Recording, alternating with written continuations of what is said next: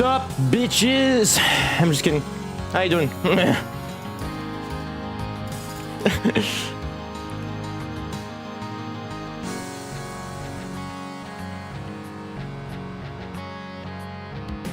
How you doing?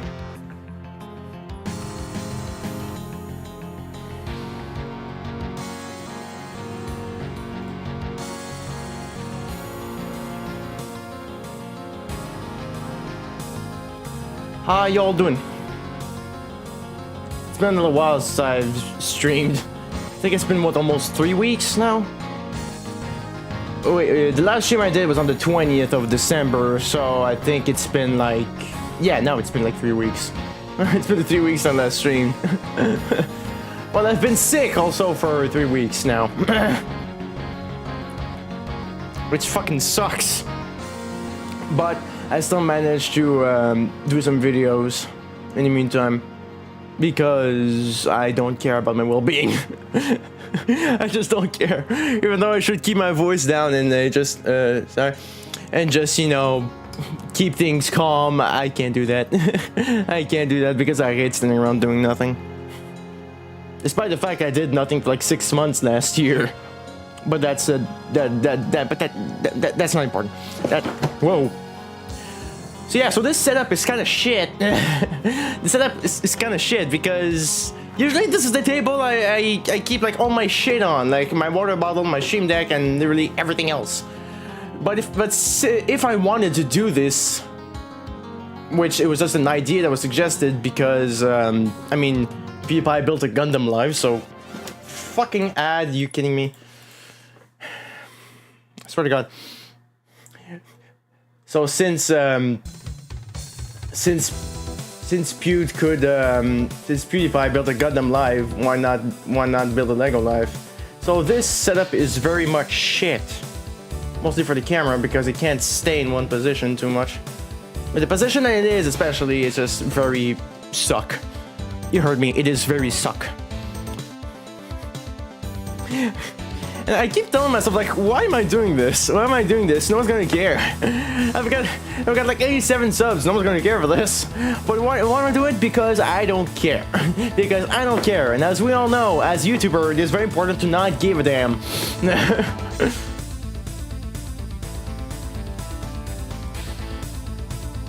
So yeah, which is why I'm here. Which is why I'm here, building a Game Boy. Building a Lego Game Boy Live, which I received on Christmas, which was a complete and total surprise. I did not see this one coming, like, at all. So I'm here doing this. The thing I find really cool about this thing is that you can put like a tiny little screen on it too. Oh my god, this view freaking sucks because of reflection. You can almost like put on the little screen for a game, and also this, like, you can actually... Oh my god, I'm so bad at this.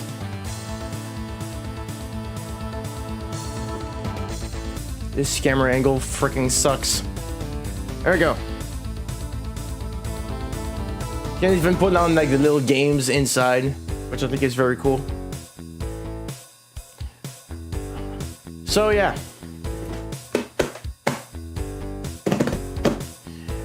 This shouldn't be too long. It's got like 400 pieces, but then again, I don't know how sophisticated this thing is. This is the first type of Lego I had like this, you know, like these black boxes Lego. It's the first time I've had one of these. Hey, that's a good angle. I've never built one of these. It is kind of weird too for me because for the renovations we had here, like in July, I think, start of July or end of June, I had to destroy all my Lego and put them back in their boxes. So it's kind of weird to have my shelves very empty. But instead they have more spaces for books, but it also means that like 2 shelves that are essentially completely empty, essentially. So I'm going to build this thing and put it up in there because otherwise, yes, I'm going to put it on there. Because otherwise it just looks very sad. It just looks very sad right now. You've never seen this shelf because it's over, like,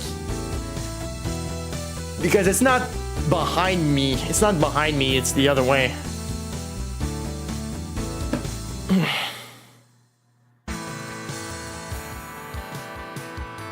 So for songs, I decided to put on some Back to Saturn, the Back to Saturn X episode 1 midis.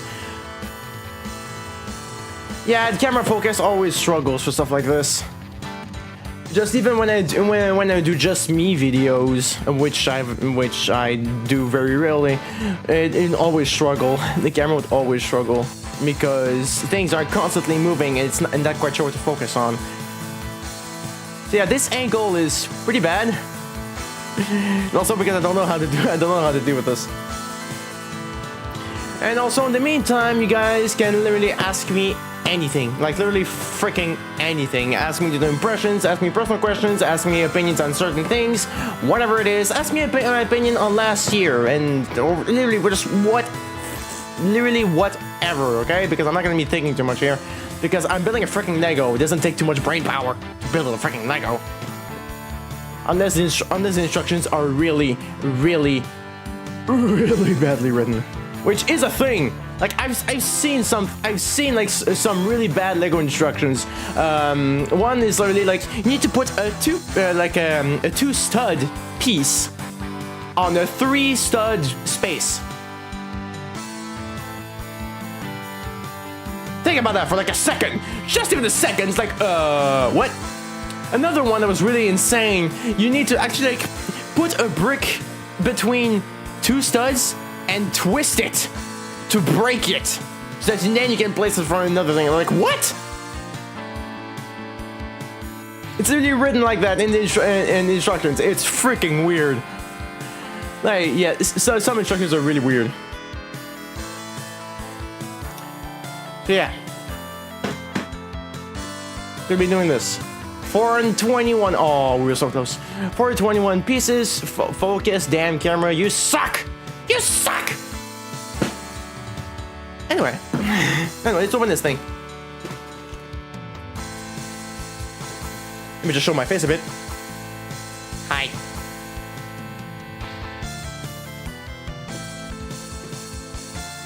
My camera is like really low on my desk right now, which is why everything looks so high up. It's because the camera is really low angle. So that it could be even closer to the table. Which is probably why the camera angle sucks. Which is probably like the focus is having such a freaking hard time.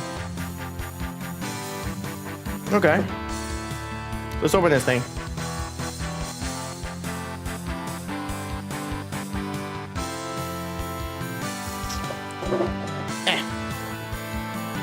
Oh god.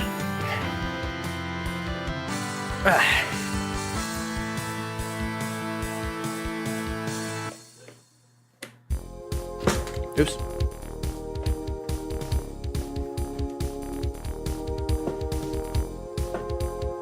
It's supposed to be detachable, right?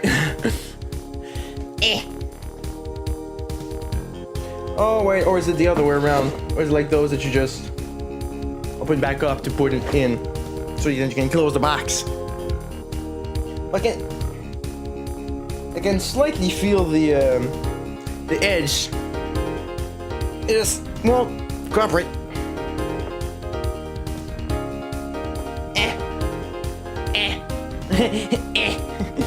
Oh my god, I'm so dumb, I can't even open the freaking box. Look, it's been a long time since I've built a new Lego. Like a Lego I just, just got. It's been a long time since I've done this.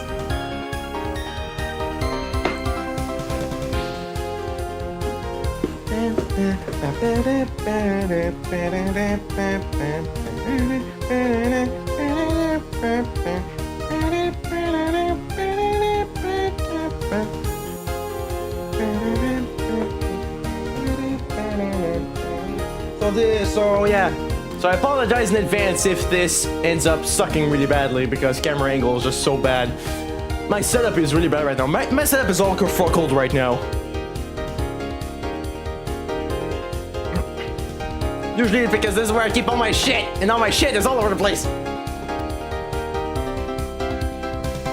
I know that these things at the bottom, I'm just gonna go fuck it and just open from the top because I'm dumb. Oh, never mind, you can't. Because the box is designed that way. Interesting. Box is really okay. I've seen the box designed like this. Oh, you're freaking kidding me? Seriously. And no matter what I put on, I'm always gonna get ads now. It's how it is. It's literally how it is. I can't put on anything on YouTube without getting ads. It's ridiculous. YouTube's so bad now. Well, that's the reason why I have the screen, the YouTube screen right here, because I knew this would happen. I knew this would happen. Oh, there we go. Open sesame! Whoa, it's not supposed to tear like that. Seriously, it's... Come on. Use Spotify, you wouldn't have this problem, man. It was on like 2 seconds ago. But there's something I could do. I could just put on Portal Metal soundtrack. Because I have it downloaded on Steam. Did I keep it? Which, yeah, fun fact, you can listen to the soundtrack on Steam. Yeah, I still have it downloaded so I could just play it without having a single freaking problem. I could go for it if you guys want.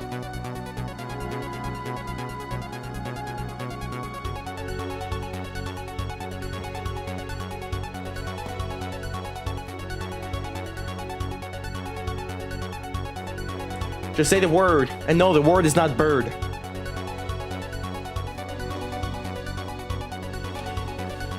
Those ones? Nah, the metal don't get claimed.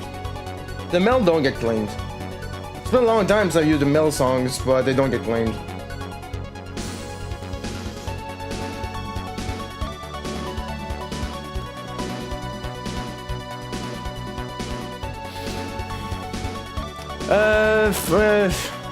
Not that I remember.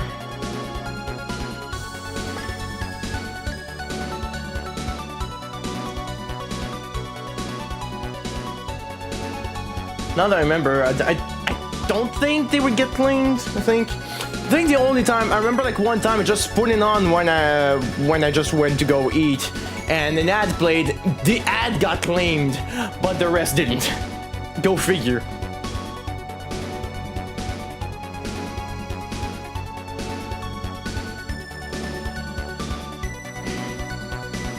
I opened this freaking thing.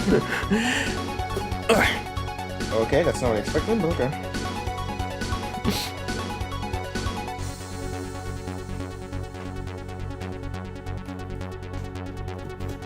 Yeah.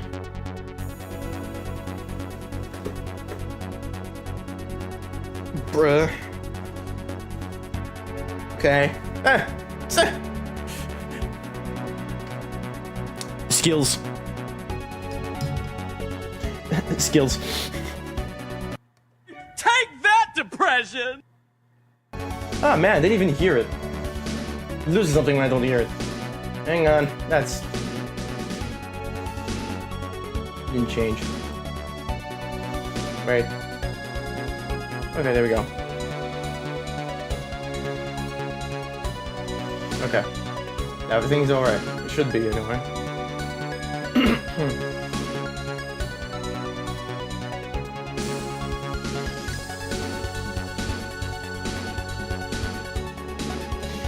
And the box opened like really weirdly right now, okay? Because the thing is that you're supposed to press these, right? I pressed this one. It did it. The other just did not want to do anything. Just did not want to cooperate. You bitch. Anyway.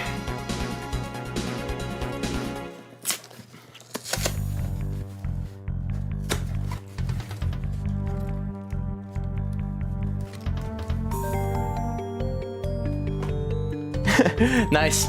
Little stickers. Focus! Focus! Thank you. Little sticker. Focus! Ah! There you go. No! Super Mario Land, Link to the Past. Oh my freaking god, I'm gonna lose my mind.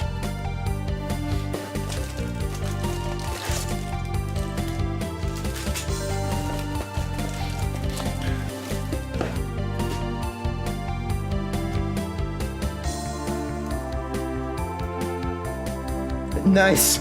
Okay, so you've got the Lego version on this side, and you've got the OG. Pretty awesome.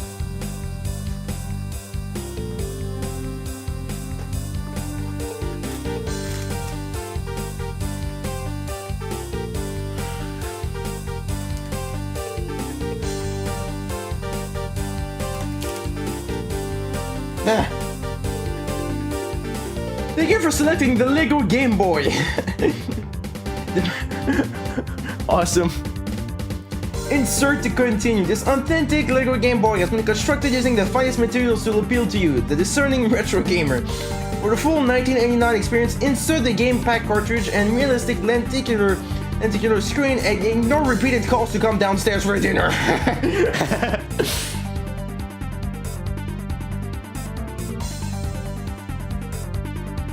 Yeah, you can actually put a game in it.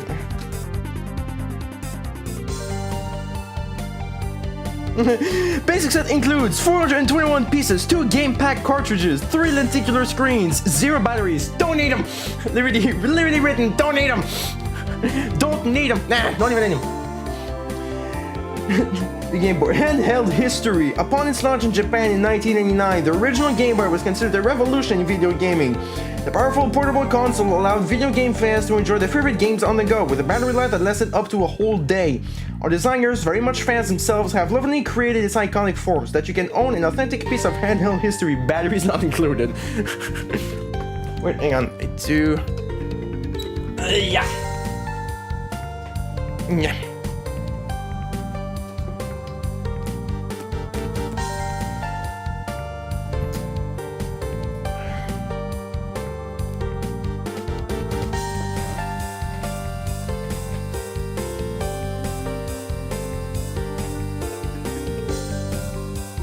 Okay.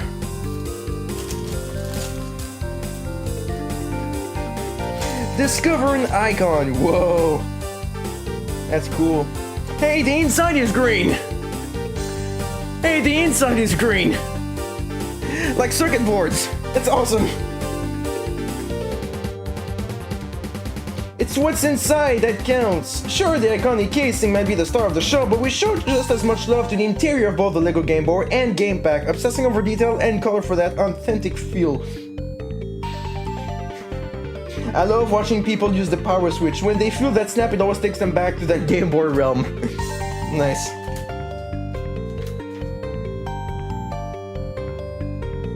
Super Mario Land, one giant leap. With appearances in numerous NES, arcade, and Game & Watch titles, Mario was no stranger to the world when he jumped onto the Game Boy for the first time in Super Mario Land. Launched alongside the Game Boy's release in 1989, the game sees Mario explore a whole new world called Sarasaland as he attempts to rescue Princess Daisy in her debut appearance. Yeah, that's what I knew. I knew that. The responsibility to translate the much-loved platform-based gameplay from the more powerful NES to the small screen fell to the same team developing the Game Boy itself, giving them precious insights on the console's potential. They couldn't have fared better. Critics and fans alike agreed that it was a giant leap forward for a handheld title. Yes, for a handheld title for the first console. No, actually, I think it was actually the first handheld console. It is legitimately insane what they managed to do with it. Build a website. Fucking ad. Okay, that's it. That's it. That's it. I'm putting on Mill. That's it. I'm not gonna have an ad like every 2 songs. Fuck this. Okay. Yep. With 12 expertly plotted levels packed with original enemies and the devilish expert mode for seasoned gamers, it's still considered a classic. Yeah, expert mode. That was a thing that they would do, that they would always do back in the day. Even with Kirby, like original Kirby, you could do that. When you finish like the five levels, you just redo it again. You've got the little screens with it too. Oh no, it's Link's Awakening. Sorry, it's not Link in the Past. I'm fucking dumb. It's Awakening. Released in 1993, 4 years after the Game Boy's launch, Link's Awakening was a small screen debut for the already popular Zelda franchise. Adored by fans for its emotionally driven, story-based gameplay with wonderfully creative puzzles and challenges, this was the first Zelda title to be set outside of the Kingdom of Hyrule, and the first not to feature Princess Zelda. At all? Okay. In Link's Awakening, the titular character is stranded on an island. His only chance of escape is to awaken the mythical Windfish by collecting magical musical instruments. Its place in the hearts and minds of gamers of all ages all over the world remains to this day. Interesting. Oh my god, there's actually instructions on how to use this freaking thing. I mean, we essentially assume how to use the orange thing, but you actually have instructions on how to make it. Alright, let's start doing this. enough the history lesson, just do this. And again, if you guys want to talk about literally anything, just go for it.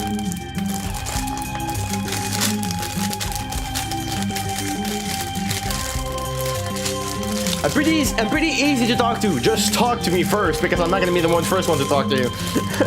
That's literally it for me. That's how I work. I'm not social. I can't say I'm social, but when people talk to me, I will talk. I will talk sometimes.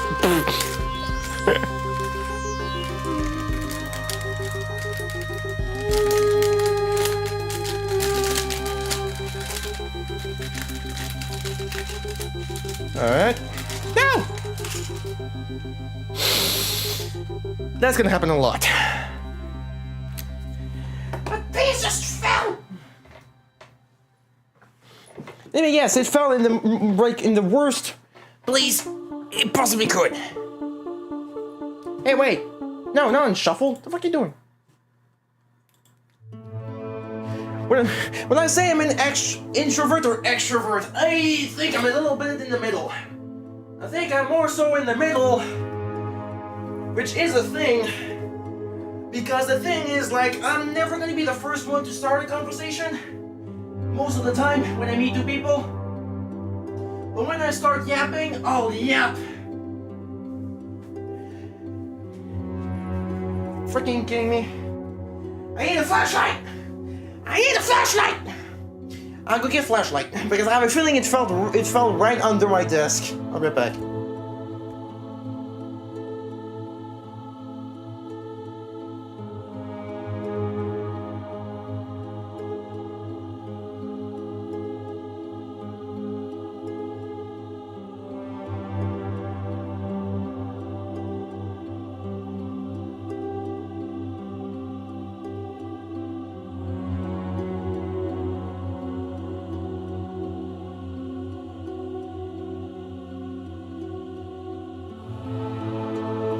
And depending on what we're talking about too, I'll just keep going and going depending on what we're talking about.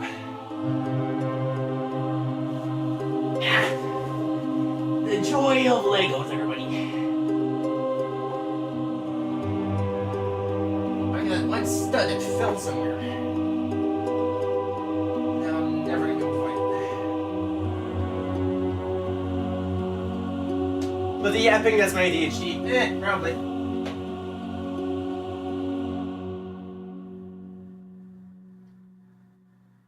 Well, I'm pretty sure I saw something fell. Or something fall. But when to find it, that's another question. I don't know if you guys can actually hear me right now, but I am literally on the floor. Trying to find... Let's see if I can find that one stud that fell, I think it fell. I heard something fall. Yes, we can hear you. Thank you.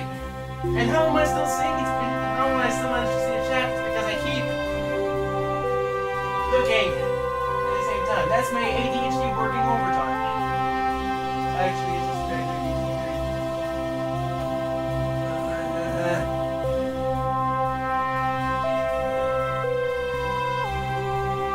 because, as we all know, it's required to have a certain condition to be on YouTube. Whether that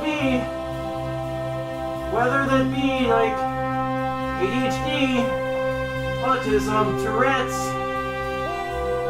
or other, it's required to have a certain mental, not really mental condition, it feels kind of mean, but to have like some sort of, not really disability either, it also feels mean. Just have something particular. Because it means that your brain is working overtime all the time. And for YouTube, that's kind of a good thing. Because, as we all know, starting out for YouTube, the best thing that you can have, the best thing you could possibly want, is to do something that you want to do, and only you. And if other people end up enjoying it, then that's good for you. I learned that the hard way. Because I tried too much to be famous, and I realized I wasn't going to put the actual effort in it, so I gave up. So I gave up trying to be famous and just decided to be myself. No matter how bad it is. Am I actually gonna find this freaking thing? It's so freaking dirty on the ear.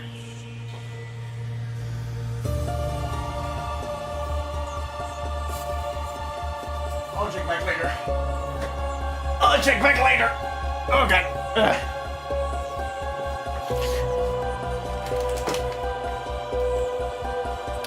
I'll check back later. No.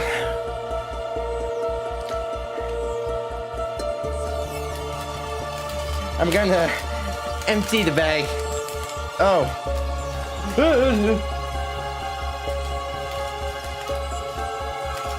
No! Don't fall. Oh yeah, it is a black piece that fell. It isn't. I did in fact drop something. It was a black piece. God. It was like one of these little things. That fell. Fuck me.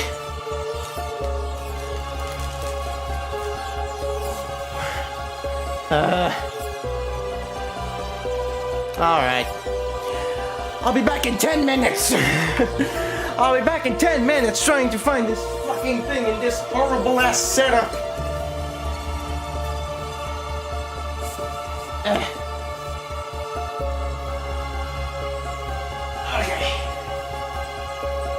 I'm on the hunt. We have right here a Wald Matthias looking for a single Lego piece. Is he gonna find him? Let's find out. Oh, I'm Steve Owen, mate. What an honor. What an honor to look at this beautiful, interesting creature searching for one single Lego piece, which is the size, which is even smaller than a baby's finger. Is he ever gonna find it? We'll never know. We'll never know. I'm on crack. Anyway.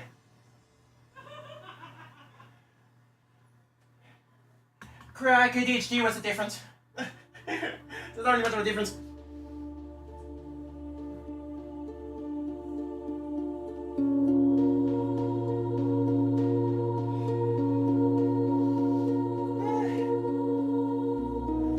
Alright, I'll have to move this table over here so I can get a bit closer.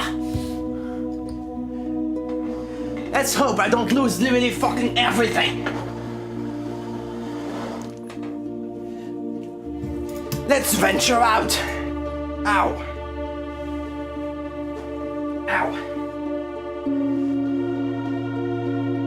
Huh, I was right. It is right here. Good thing I decided to go and check it out. Because otherwise I never would have found it. Never would have found it. Alright, mate. Now, let's see how the Matthias escapes this. Is he gonna hurt himself? Let's find out. He's still alive! What a miracle! We just saw something beautiful here, ladies and gentlemen. Rip the legend, seriously.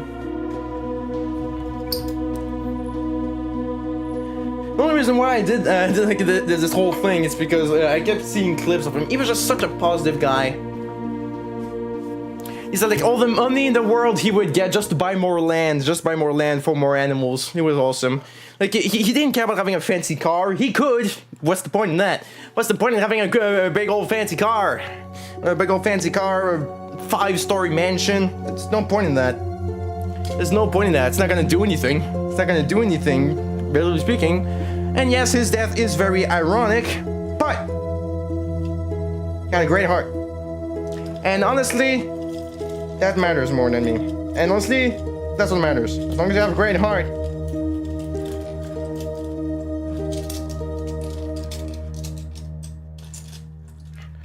Okay. Now can we actually start doing shit?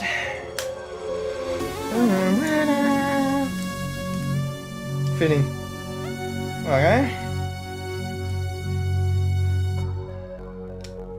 So what's your opinion on gun control? Oh, that's interesting, the way it shows it. It's all like highlighted. Like the pieces that you add are highlighted in red. I don't think you can see it from here. They're like highlighted in red, like right here. These two pieces. That's nice. That's nice because sometimes you actually just have to squint your eyes to be able to actually see anything. And you're like, what the hell am I doing? What am I doing?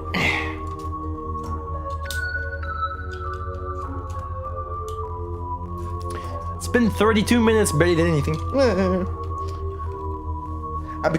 Apart from the fact I became Steve Irwin for like 5 minutes, and it's not much happening here.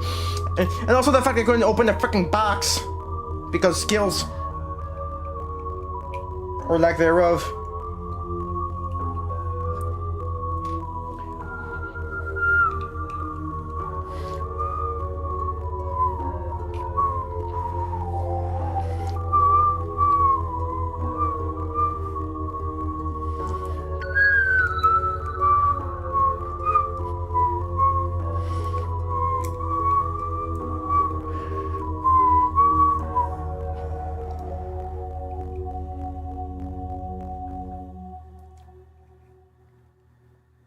All right. Okay. Nope, that's gray. It's kind of just. It was kind of hard to see the difference because of the way that the lighting is placed. Like I've got my light in the corner of my desk, and you got everything else right before it. So with the table here, it kind of, as they say, sucks.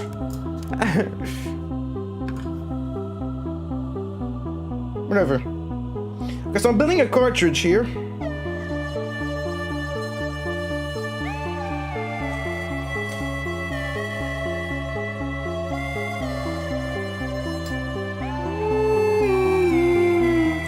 So sorry if I end up singing the song multiple times.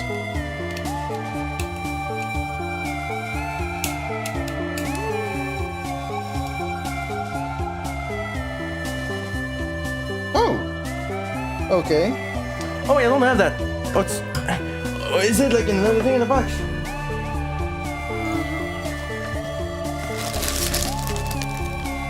Sack number 4. Wait, no, it's bag number 4. Kill me. Bag number 2.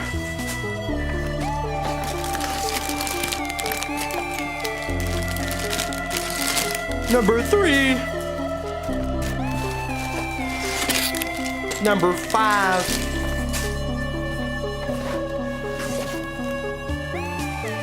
Oh, I've got the covers here. Whoa, oh, that's cool. Oh, that's cool. It's like a hollow thing. Hey, I don't know if it's gonna come across.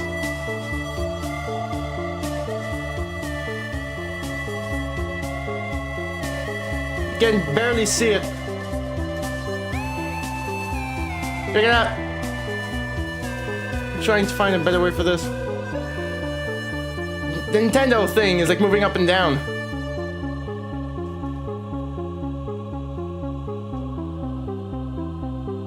Should I find a good angle for this? Ah, got it. No, I had it.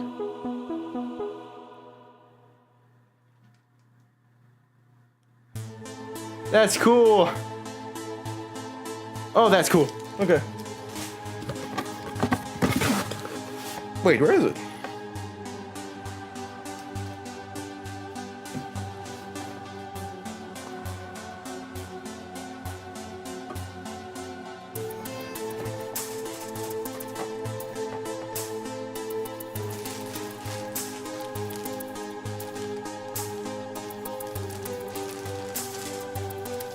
It's probably in this.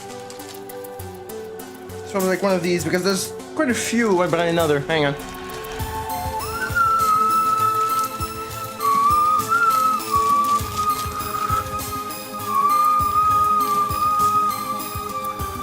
Oh! Oh, that's cool!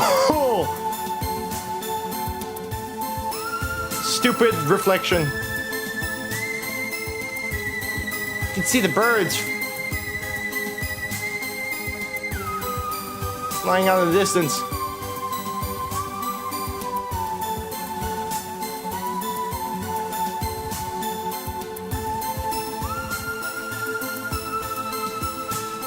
Okay. Yeah, the Nintendo one. Let's see if it's easier like this. Well, there's still the stupid fucking. There you go. Okay.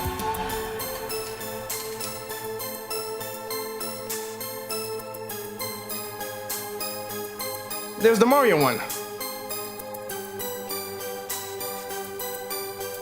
Oh my god.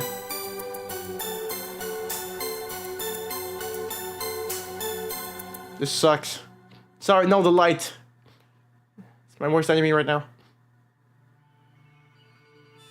Boing, boing. Awesome.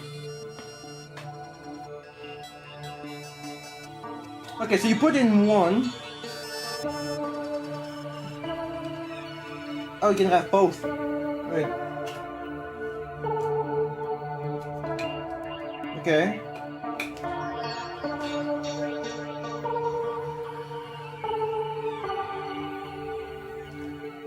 Oh, wait, no, that's a screen, right? Yeah, that's gonna be like the screen, or maybe it's just like a carrier thing. Hang on. Probably these two later, so put that to the side for now.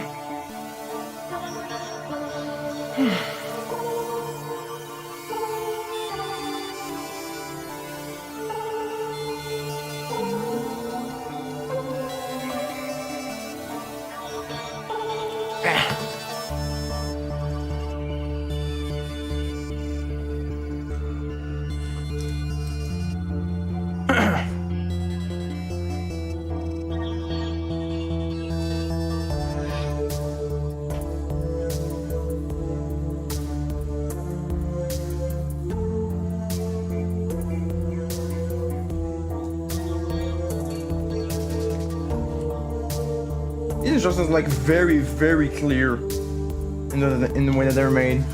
They're very clear to understand. Well, except for just these little two things, I didn't know I had to go into another bag to get them.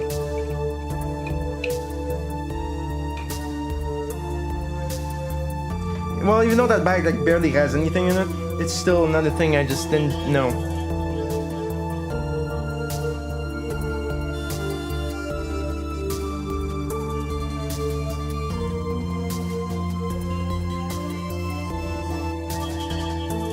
Okay, so now I'm making a cartridge.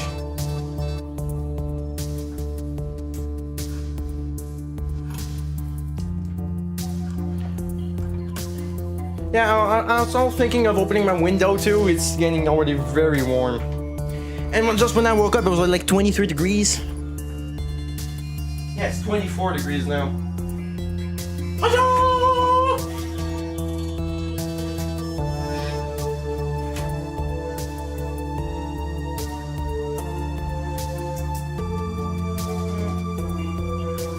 I'm not sure. Okay, should I still turn on my regular light, or should I just keep it closed? The image slightly flickers with the light on. See if it doesn't when it's off. I could still open up a bit more. Ah!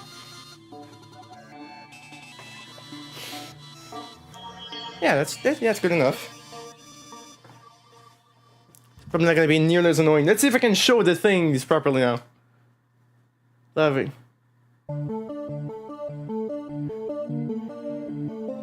There we go, that looks nice. That looks nice. Oh wait, you can actually see the Goombas moving too. That's cool.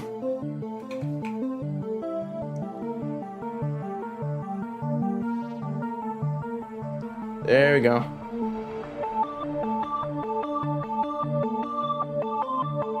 That's better. Alright.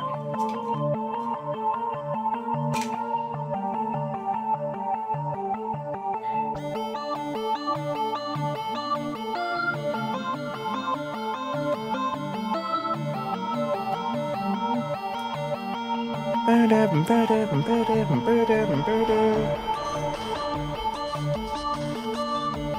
that's very green. It's like a pale green. I didn't even realize it.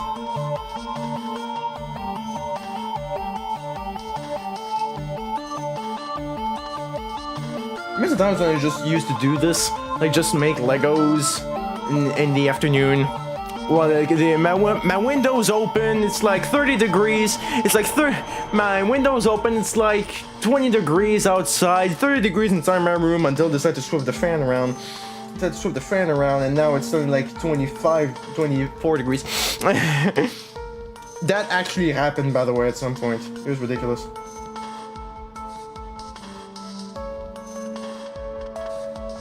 That looks very nice. Kind of looks like a circuit board already. I like that.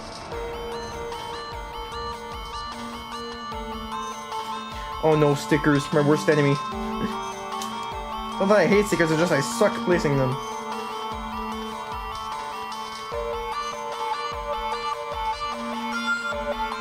My like it's just not quite right.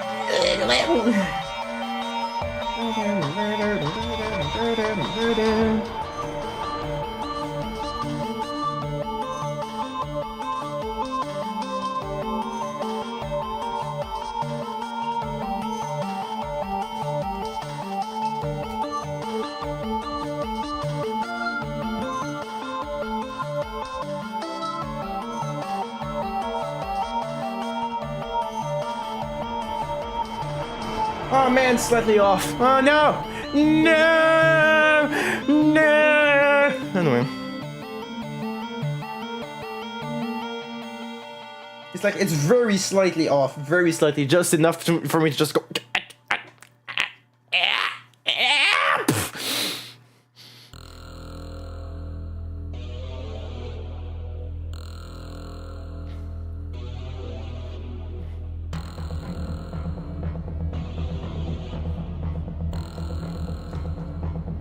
Eh, whatever.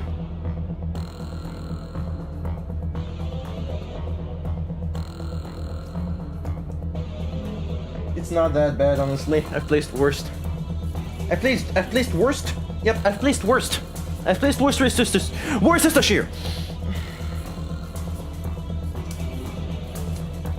Bruh. I've got 2 extra studs. One of them is the black one. You know the one I spent like 10 minutes getting? Yeah. Of course.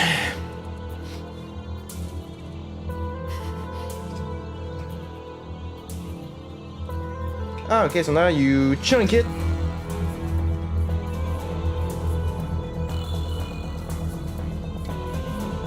Ooh, it's kind of flimsy though. Okay, so you chunk it in here. It's kind of flimsy.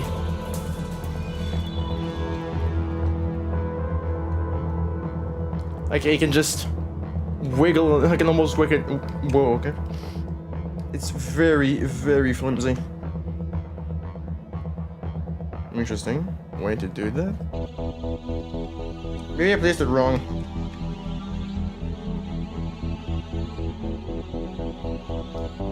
Okay, that's kind of weird. Because, I mean, you've got like these little doodads here. These two, like this and this thing, which connects into these little things right here, which is very interesting because usually you'd have like another something to fit in, not like these two different things, because usually they fit together. It's like a perfect chunk, right? Here it feels like, here it looks forced. Something that's forced in, right? Okay, well, you do hear a small click. It's very small. Very, very small. So I guess it's that. Yes. Wait, no, I'll put it over here. Ah, fuck. Yeah. Whatever. Good, so I've got 2 extra studs. Yippee. I'll just click them together. Yeah. It'll be slightly easier to find, maybe. Okay. Ah, okay, now I see. Ah! Ah! Just like the two of the pieces from the other bag. Never mind, I'm just fucking stupid. Yay, stupid. Yay! Yay, me stupid. Hooray! That means I'm the only one to blame. That means I'm the only one to blame for this, for being dumb. Close up on the thumbs up. Wait, no. Close up on the thumbs up. Closer! Ah! Okay.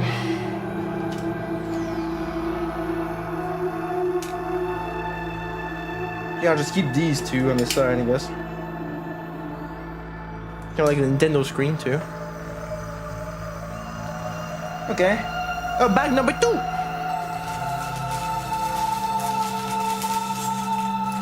Oh, great. I'm gonna have to end up hunting for shit again. Well, now. I think it's gonna fall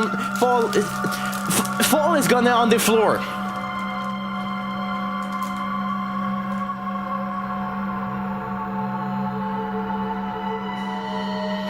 Fall is gonna on the floor.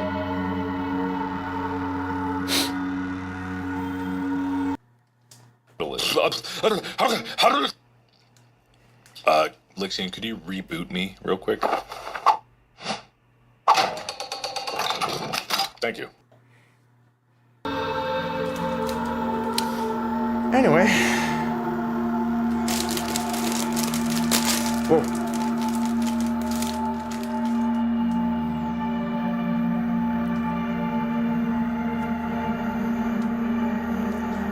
Hope and pray. Hope and pray that things that not everything decides to fucking fall on the floor.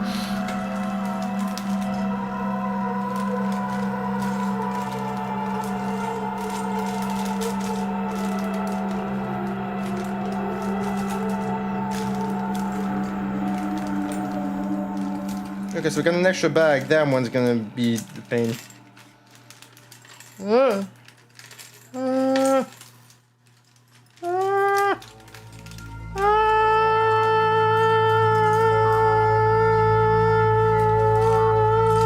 I unironically hit the note.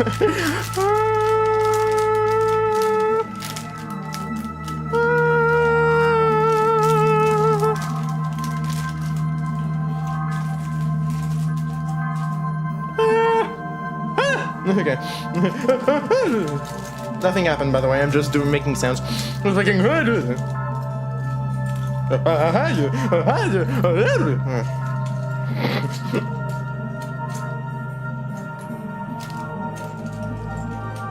See, this is what I mean. This table sucks. I mean, it's a good table. It's just very, very, very small. So it's very small. For something like this is very small.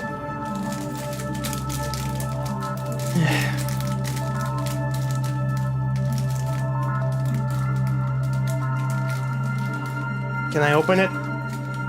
Can I open it? Can I open the thing? See, this is way better. This is way better.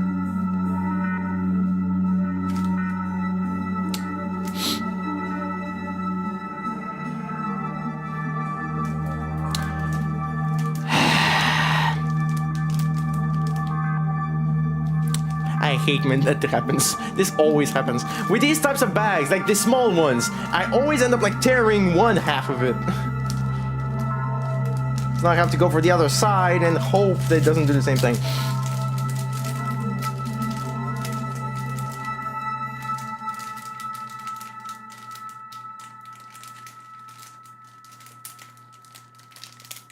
Yay, he opened. Yeah. Yeah. Okay.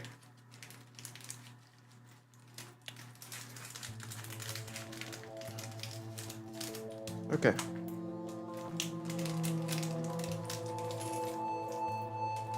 See if I can open this. Yay, nothing fell. I still need to translate. Still need to move it to over here. There we go. Okay.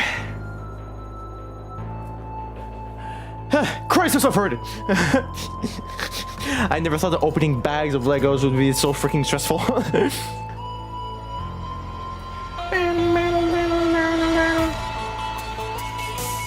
Whoa, that's a weird piece. I'm used to seeing like single one of these. This is a double. This is weird.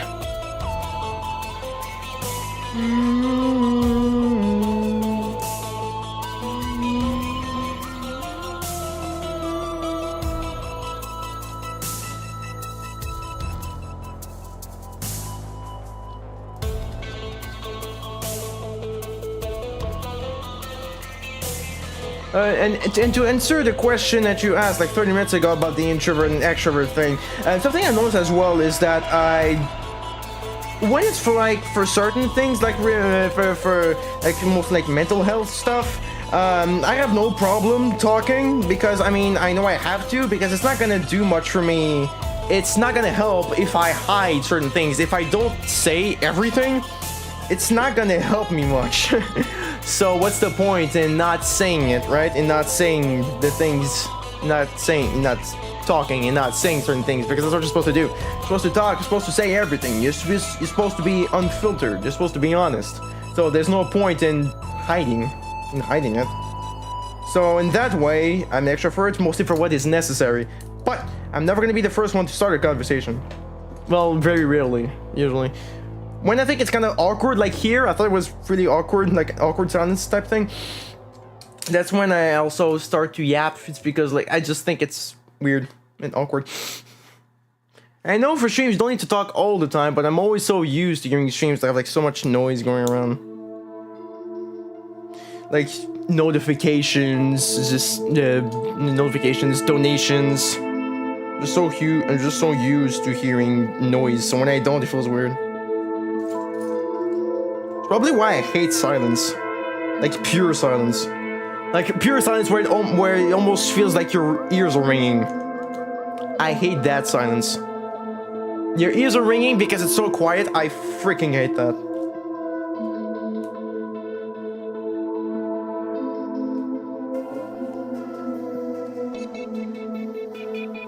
I actually have to, you know, just even sigh or even breathe louder so it doesn't feel like my ear's gonna pop, because there's just nothing.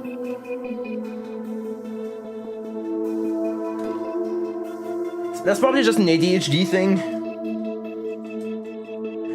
but also the fact that it feels like things are ringing, like my ears are ringing when there's no noise. It's probably because of music class. Music class destroyed my ears.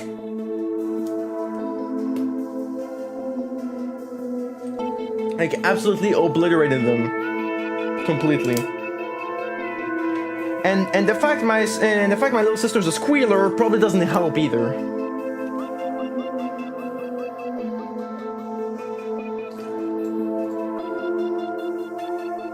Just a bunch of factors that contribute to the fact that I hate silence. Because I've grown up around noise. I've grown up around shit happening, like my parents playing together at Final Fantasy XI,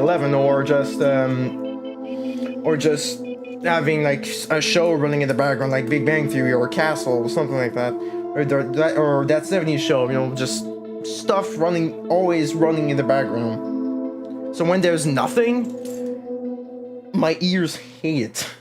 It's like, there's something missing. You know?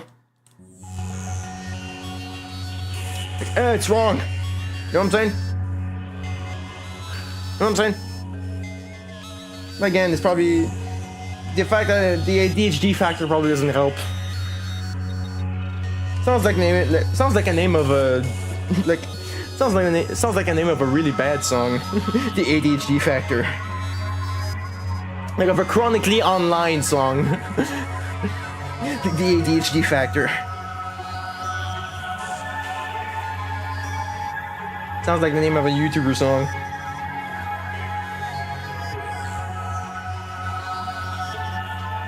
Okay, kind of funky.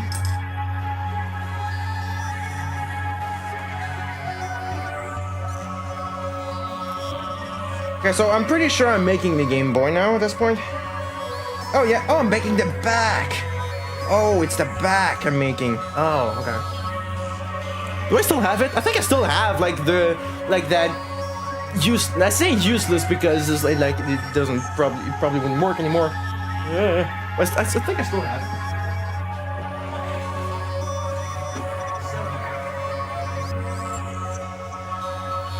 Oh, there it is.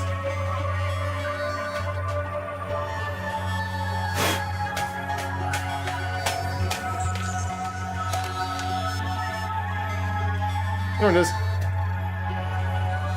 Still have it somewhere. Still have it. We're making this. We're making this, but we're making the original model, the gray model.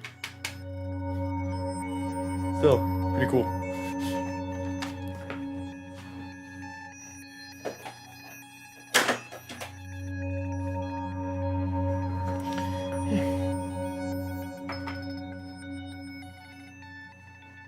Okay. Anyway, yeah, placing more of these.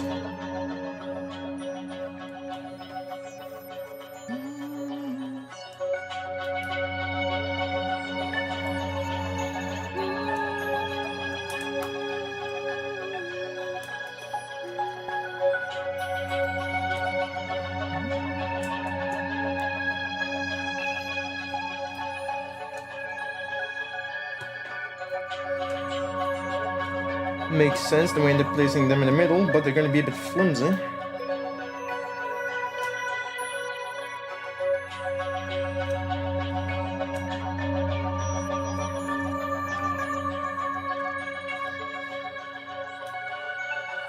Whoa, whoa, whoa.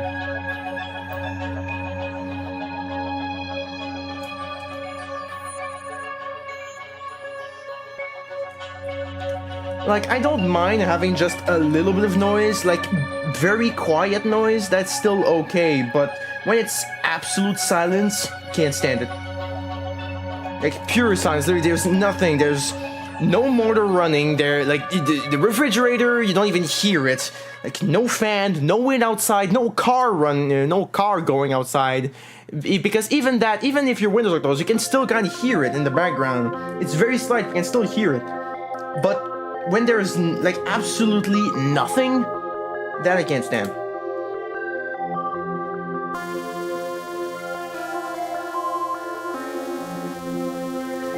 Reminds me of, actually, not too long ago, I just went outside, like, in the evening, just to throw trash, just to throw some trash, and there was no car going, like, at all. Because where we live is that it's right in between a boulevard and a big road that literally leads right to the hospital. So in terms of like cars, in terms of like moving cars, there's quite a few going around. And so I go outside and there's nothing. It's like 9 p.m. right? 9 p.m. at like what, on I think it was on Thursday, something like that. There's no cars going. It was freaking weird. Like usually at 9 p.m. people end up like their evening shifts or something like that, or go to their night shifts, and there's nothing. There's absolutely nothing. It was freaking weird. The only thing I was hearing was my footsteps in the snow. It was weird. Yeah, so we just did the back. Very awesome, very epic. If you look at it very fast, you wouldn't know this is Lego. Like very quickly, if you look at this very quickly, you barely even know this was Lego. Like very fast. So it's just, you'd like almost have a double take. Like, wait, this is Lego? Very cool. All right. Oh, so now we're doing the top now. I think.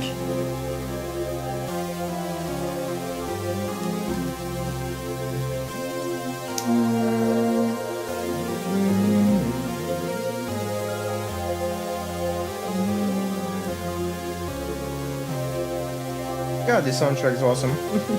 Every time I hear it, I always be like, oh, I always forget how good it actually is. Every time.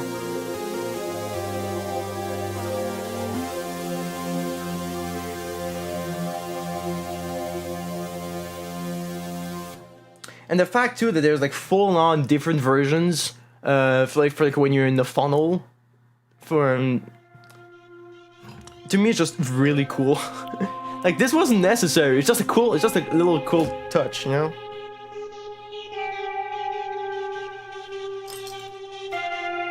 Dude, that's weird.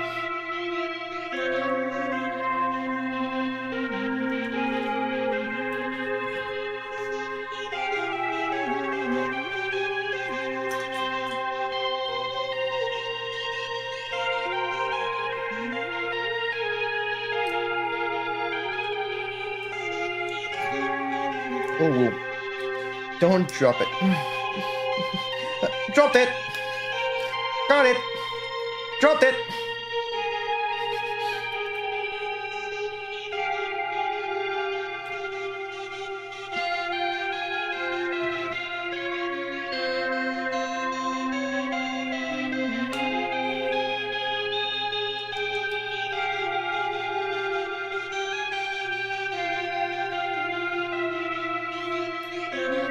Excuse me. Sorry, I keep singing this song. Just keep humming this song. Just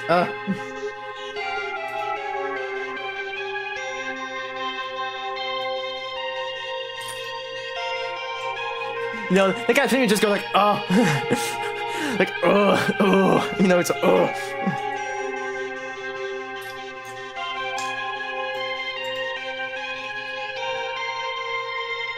Like, you just can't help it.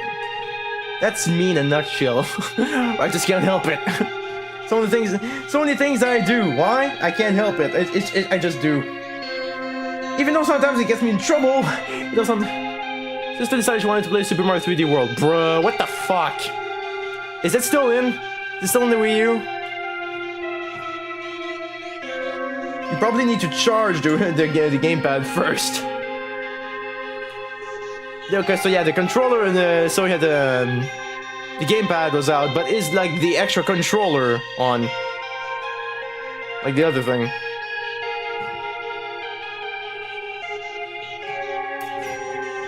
I saw it this morning actually. When it was on the desk, on the table.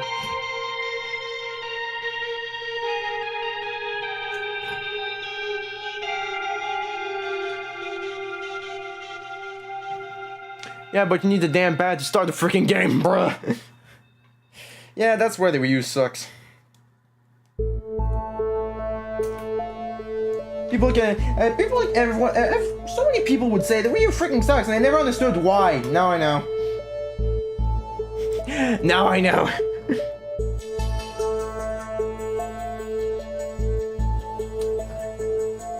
It's a transition. It's a transition console. It's a transition console. Like this song is called Transitional Period. So yeah, that's literally what it was. It was just a transition between two consoles. Like they didn't quite know what the fuck to do.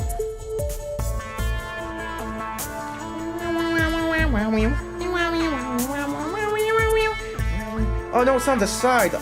It's not the top, it's the side.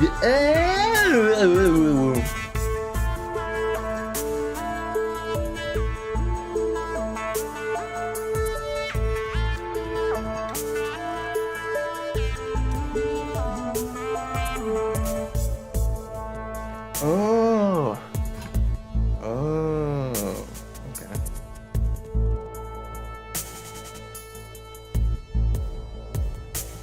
That looks nice. Wait, it's upside down. Yeah. Yeah. That looks cool. That looks cool. Alright. Now we're doing the other side. Alright.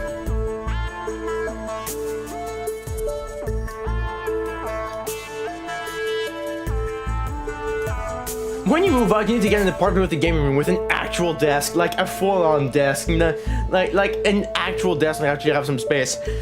And but the thing is, like, when I'm gonna move out, there's gonna be a few things not gonna be here anymore. Like the Wii, that's not gonna be here anymore because that's not mine. The game, the Super Nintendo is not gonna be here because that's not mine. So I'm already gonna have just that little bit more space, and it already is that. I won't have any manga in here either, even though I don't have that much here. It's just because I keep jumping from one thing to the other. Because, again, it's not mine. So that's the thing. I really wonder, like, how many things are actually gonna come with me once I leave? Like, how many things do I actually own?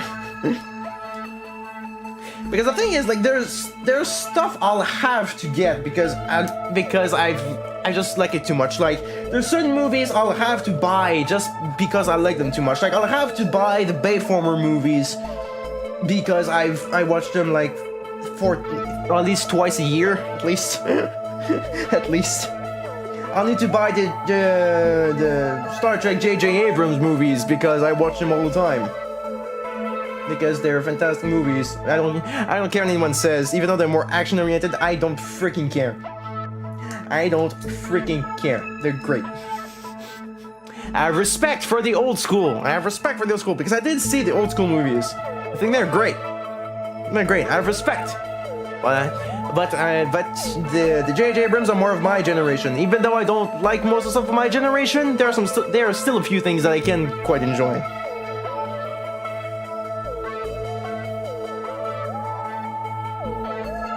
Stuck you up in here.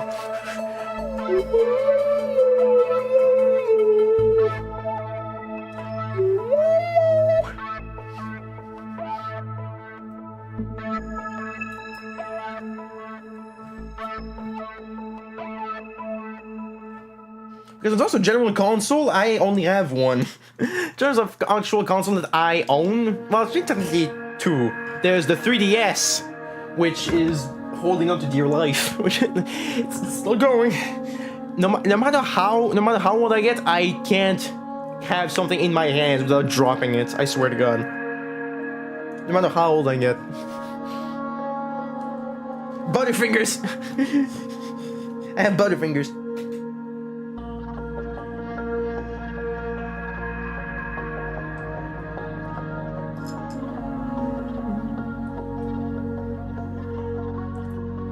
And there's my Switch. There's my Switch that I barely did anything with. Yeah, Nintendo stuff is sturdy. Now, and I'll be honest, I wouldn't dare to drop my Switch though. Having that said, I wouldn't dare to drop my Switch. I wouldn't dare. I'd be terrified of dropping it. Because the thing is, like, yeah, it's great, but it's thin. It's pretty thin. If I just bring it out right here. And yet I did drop it, like, a few times. Like, it's pretty thin. But something about it just feels hefty too. That's the thing. It's thin, but it's hefty. It feels hefty, you know? This thing essentially feels the same weight as my 3DS. Which is the XL version, by the way. Which is, like, way thicker. And that's probably why it still works. It's because it's thicker. It's thicker. That's probably the only reason why it still works. Kinda. I still need to be careful with it, but yeah, it still works fine. The stick is like gone at this point. But yeah, like this thing is hefty. I was actually surprised once I opened it. I was legitimately surprised, like, whoa, that's actually pretty heavy. It's not as heavy as, like, let's just say, like, a Wii. But still.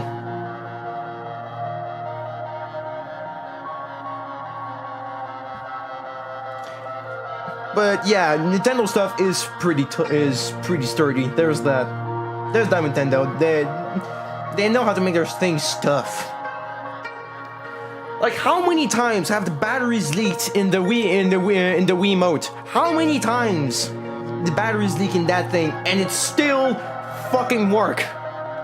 Both of them still work. How about getting Link's Awakening for the Switch? Yeah, I think I've got it on my list of, like, games I want to buy for the Switch. I don't have that many games left that I want to buy on the Switch yet. There's really not that much. And I know Nintendo has been ass recently. But the thing is, like, if I cared about every single company and every single person and every single thing they did, I wouldn't enjoy anything anymore. Literally, I wouldn't be able to enjoy anything.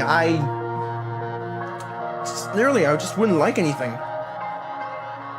Because I'd always be thinking about that thing, and sure, I still end up thinking about it when I'm experiencing it, but when I'm actually, you know, experiencing the thing I like, even though it is surrounding controversy, I don't have an example in mind right now, but let's just go with Nintendo. If I wouldn't be able to enjoy anything at all anymore. I don't support what they do at all. No one does. Literally fucking no one does. But I still have fun with their games. Most of the time. Wait, did I miss something? For the other thing? The other one?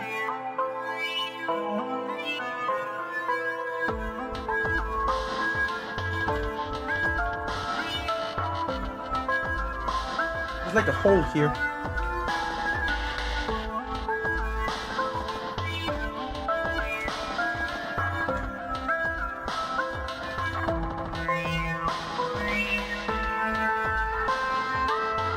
That's why I still enjoy old videos of the SMP or Sleepy Boys. Yeah. Like, I kind of learned that the hard way because, like, there were so many freaking things that I would just barely get into. Like, I'd see a video of something just once, of like a YouTuber just once, and I'd like it. I'd like the video, and then I'd find out, oh, controversy about this person. Like, oh, fucking come on. And then another one, I just see, like, one time, I just viewed for, like, just a few seconds, kind of liked it, but it wasn't about a subject I was particularly interested in. I just liked the way that they were talking, just the general attitude, and then the pedophile. Oh no, I said the P word, I'm gonna get canceled. We don't want to think about that.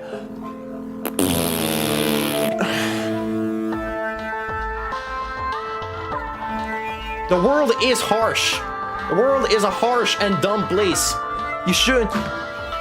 And the fact you hide from it, and the world is harsh and dumb. You're supposed to be able to talk about it without having to worry about it.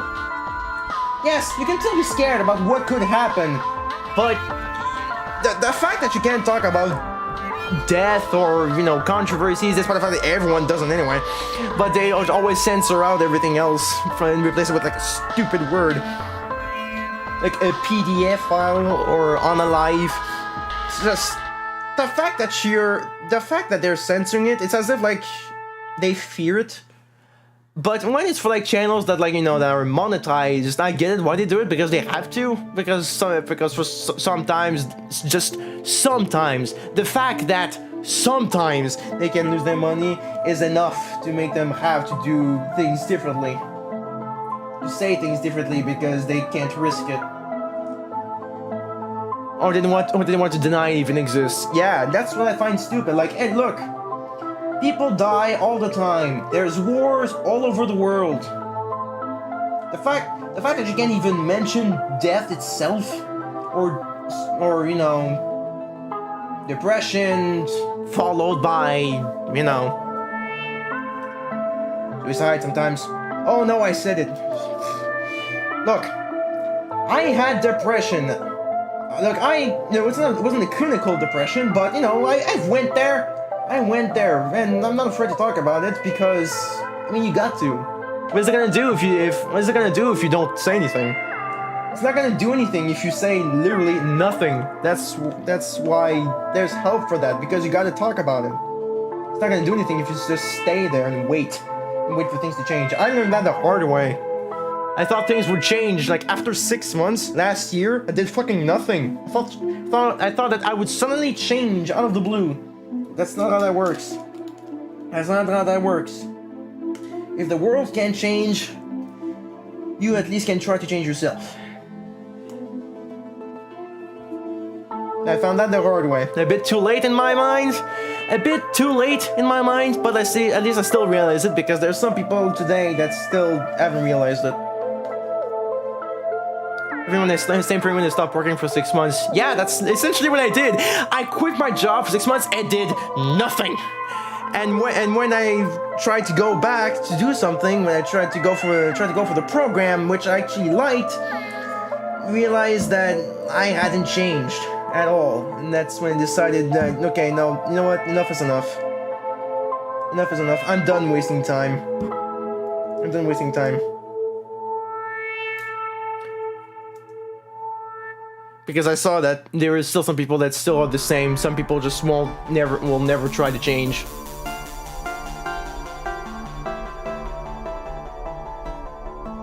Some people, so either people change or they don't. Either people change in a way that you don't want them to because they think it's stupid, because they think that what they're doing is stupid, or they just will never change. There's no in between. I of course was the weird one who was trying to think that you could be in between.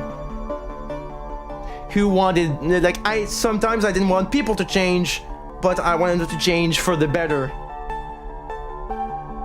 It's weird. I got weird mentality about things. Why am I talking about it now? I have no freaking idea. Because ADHD. Which I now realize, like, for years, it's like I didn't even understand what ADHD meant anymore. Because I was just so used to seeing it tagged everywhere.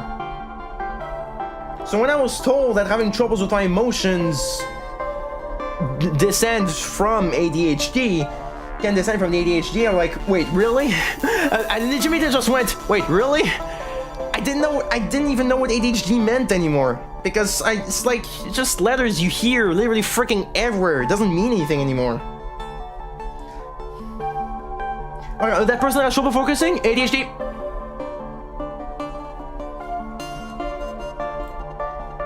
Literally.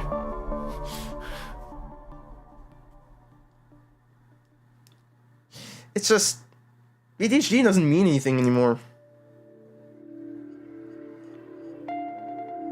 So when I started doing my, not rehabilitation, just, it's not necessarily therapy either, because it's not a therapist.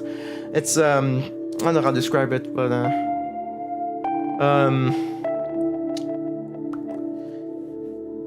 just someone to help, okay? Just someone to help me. This is just how I say it. And when they mentioned that, social worker, yeah, thank you. When I mentioned the fact that I can sometimes be very paranoid, and I have very much trouble understanding certain things, even though I know it in the moment that that's how things work. Even though, in retrospect, I know, for example, for people who have autism, which is something that's very close to me, I know that they have autism, and I know it's something that it's not, you can't really change that, it's just the way they are. But for some reason, when I was in school, I always tried to make them change, trying to make them think a different way. Like someone who had trouble talking would always stutter, always stutter, except when they would sing. And I really feel like an asshole now, in retrospect. But I'd ask her, just think as if you're singing all the time. Just think as the words you're saying as being a song. When I think about it, it feels really asshole-ish when you think about it.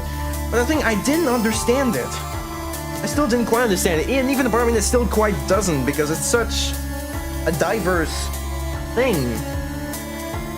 Like in my mind, I know what like Tourette's and autism and ADHD means.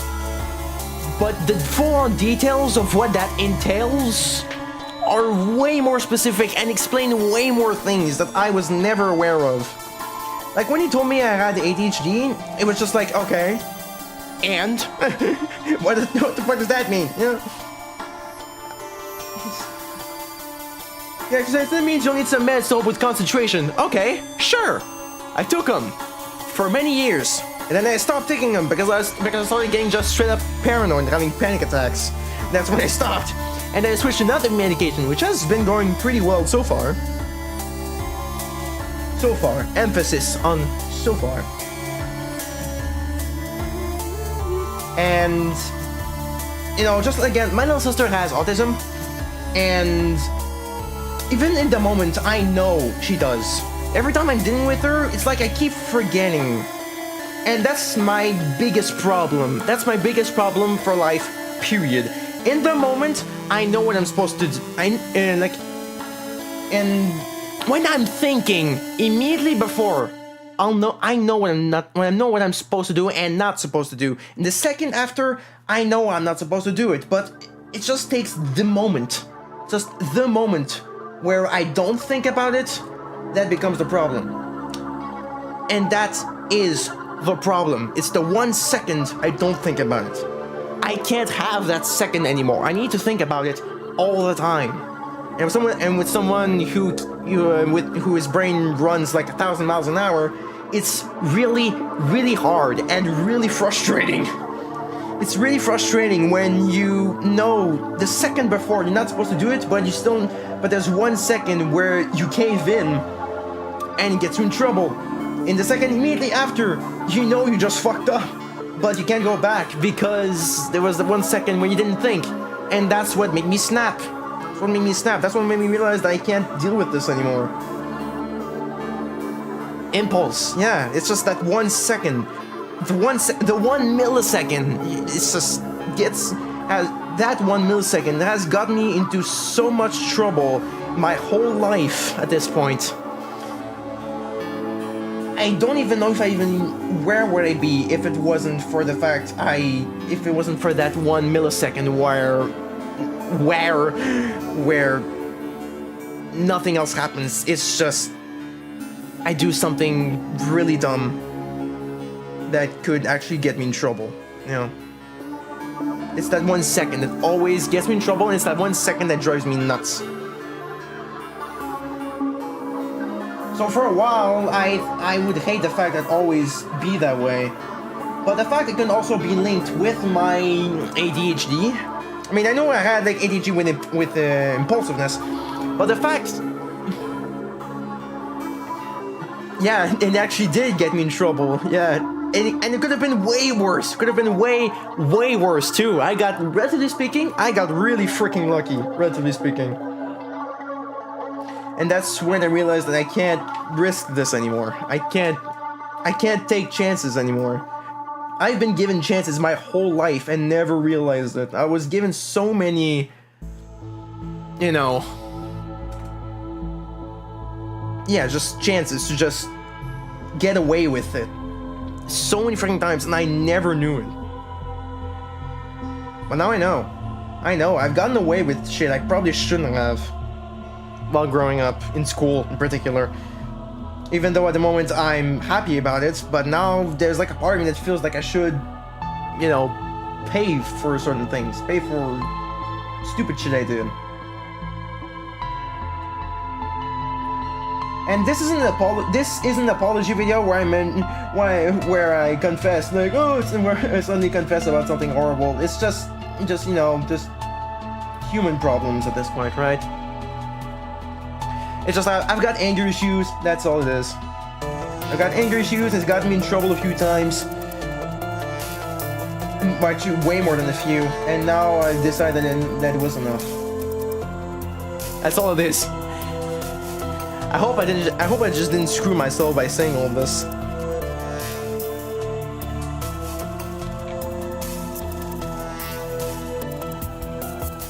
Alright, still got a few extra pieces. Nice.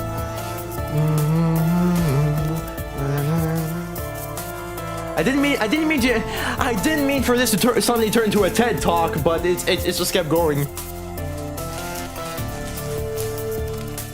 Alright, next bag.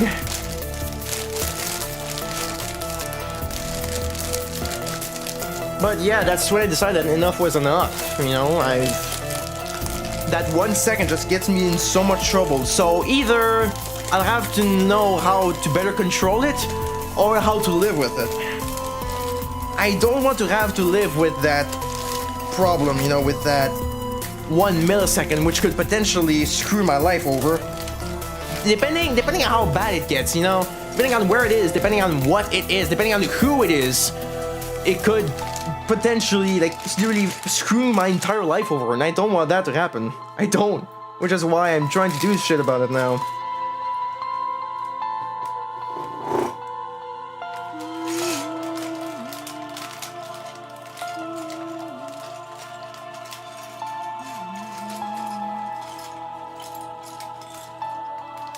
All right.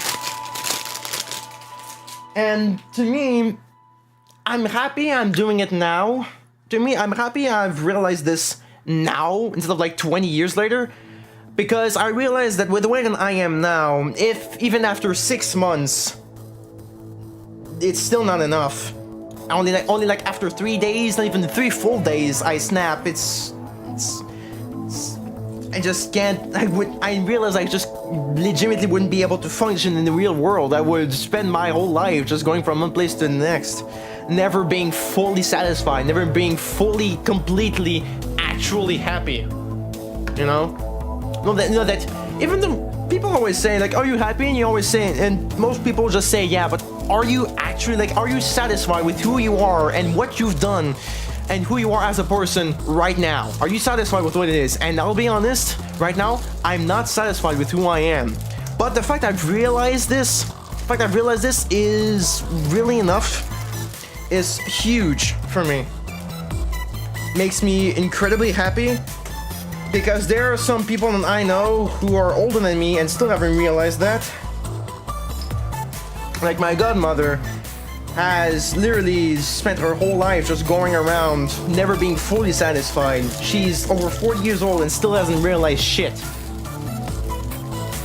And it's weird because some of the things that she would say is that you need to be yourself only, you need to satisfy yourself and only yourself, not to care about what others think. And yes, in that way, it is true. But I think personally that she takes it just a wee bit too far. Clip that. Clip what I just said and send it to her. You can have good advice and still be really freaking stupid. You can preach a bunch of shit and not do anything yourself. You know? Like, certain things I might sing right now, am I actually doing them? I don't know. But what I know is that I'm not happy with who I am, and the decisions I've made throughout most of my life are freaking stupid. But if it wasn't for that fact, if it wasn't for everything that happened up until this point, I wouldn't have realized that I want more than this. I want more than what I have. And I want to be better.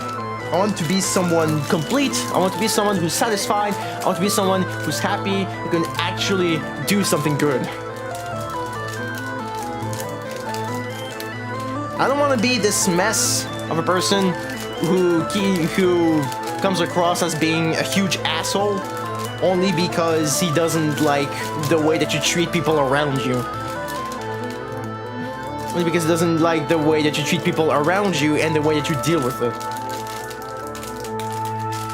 That's the problem. I always thought that I would almost think I'd come across as an asshole, and that's probably is. I always come across as being a dick because of that 1 millisecond, right? But some of the few people that I've reacted to, I kid you not, I would see them again at work and they just, you know, they just like do a little thing like this, just like, just seeing me working and like actually, that looks like an actual smile, like they actually look happy to see me, which is weird because some of those people are people that I actually, you know, had that 1 millisecond, no! Had that 1 millisecond break, and it's weird. I've seen some of those people change in front of my very eyes. One of them was in music class and trombone, who would always talk like crazy, and then he'd barely do anything, and then suddenly he just started, and then like 1 year started practicing like crazy. He was actually way better than me. Everyone would always say that I was the best, but now everyone would agree that he was. Because now he was practicing, he was smashing it, he wanted to be good, he wanted it, and that was after I reacted at him. Which, I don't know if he got ADHD meds, but the fact that I just saw him like just go like full on, like just, he instead of like using like negative brain power, he turbocharged his brain. And I was just looking at him go and was like going, man. I was looking at him go just like, man. I was just so happy to see him just have fun. Even though I still remember that I reacted at him, he would just still see me and just be happy. And I'd be happy too, because I saw the man change in front of my eyes. And I was happy. And I was just very happy to look him go.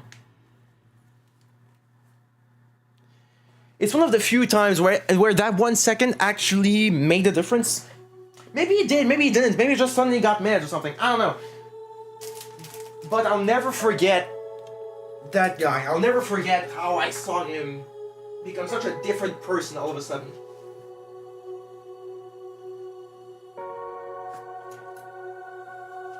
He went from being an absolute idiot who would literally never shut up, ever, now being one of the best musicians and the most passionate musicians in our class. And to me, that was freaking awesome.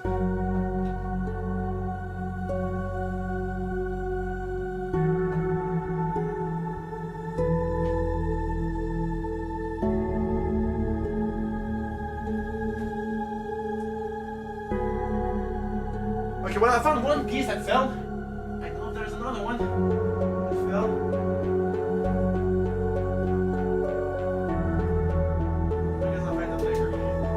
I guess I'll find out later.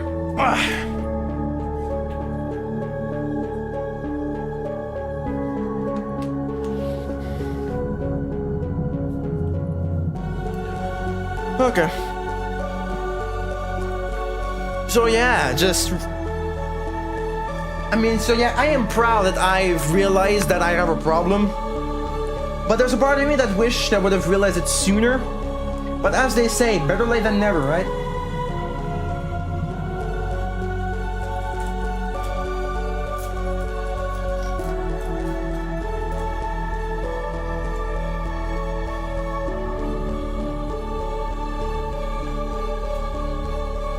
Oops.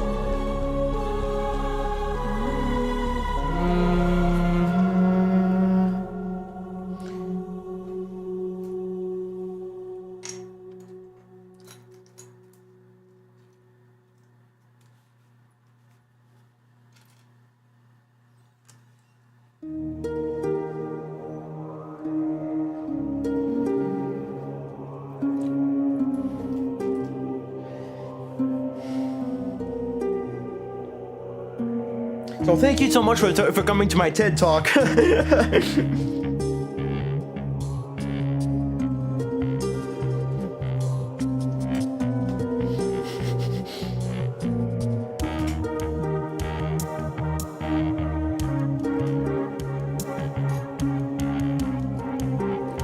So last year was the wake-up call.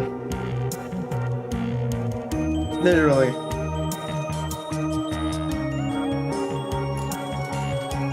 For me, it was the wake-up call for me.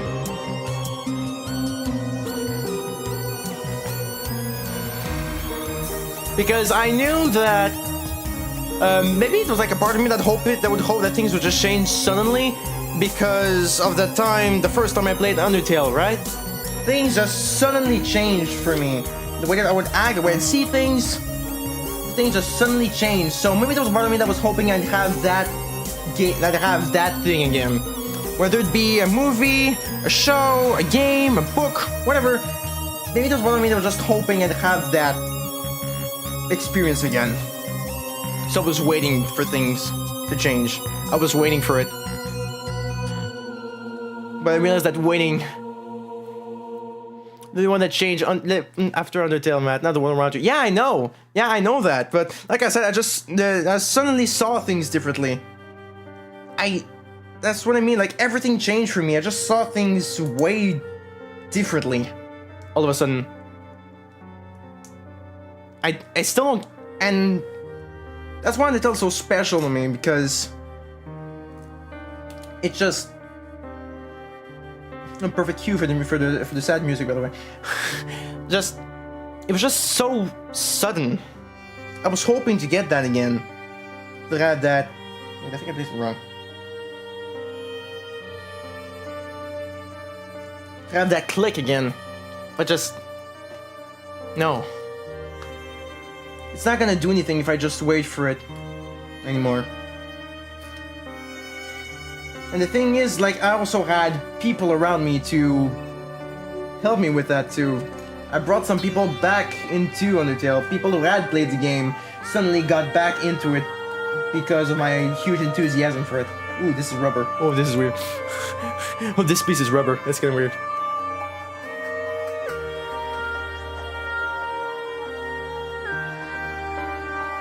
But now this time I was essentially all alone for this one. For my realization. I say essentially because, I mean, yeah, I still have my parents, of course. They're still here. Ninima is still here. Ninima, my mom, is still here. Always. She'll always be here. And that's something that also I always had trouble understanding. Like, that's something I just don't understand. Like, how do... No matter what the person you care for will do, you'll always be there, no matter what they do, no matter how, arguably speaking, terrible they get, you'll always be there, and I don't understand that. Yeah, 2 years ago I did freak out. Yeah, that's what was school. That was with school. Yeah, school made me freak out. School made me flip out. The fact I was thinking so much about throwing chairs, and I was seeing it so vividly in my head, and the fact I was literally seeing... I was essentially blind because, like, oh yeah, I did freak out against you, yeah. I still feel horrible for that. But, again, if that didn't happen, I wouldn't realize that, oh yeah, when you were in the hospital, yeah. And then, yeah, when in the hospital during mid-December, that made, I hated that. And... when you asked me that you still wanted me, when you still wanted me to do my homework, I still couldn't bring myself to do it. And I hated myself for it. I still couldn't bring myself to do anything. I know, like, of course, teenager doesn't want to do homework. But the thing is, like, I didn't see the point in it anymore. I didn't see the use of it.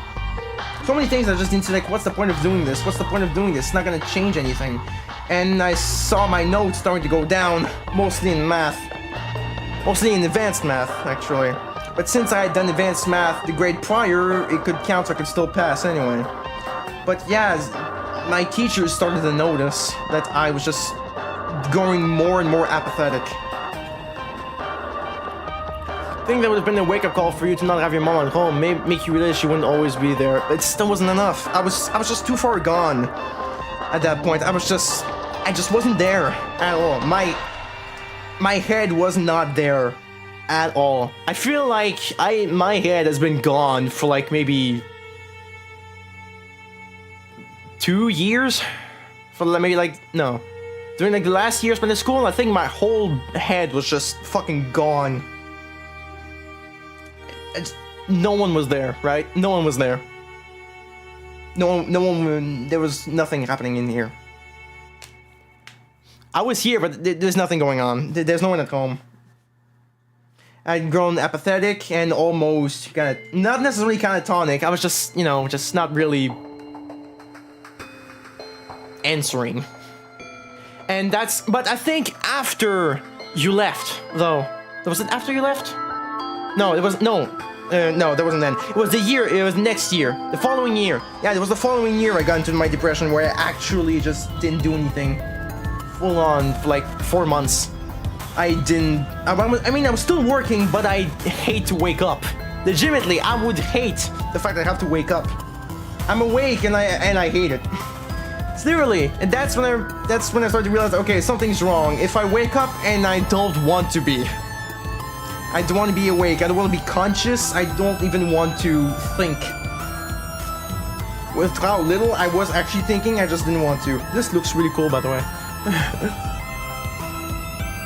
I just didn't want anything.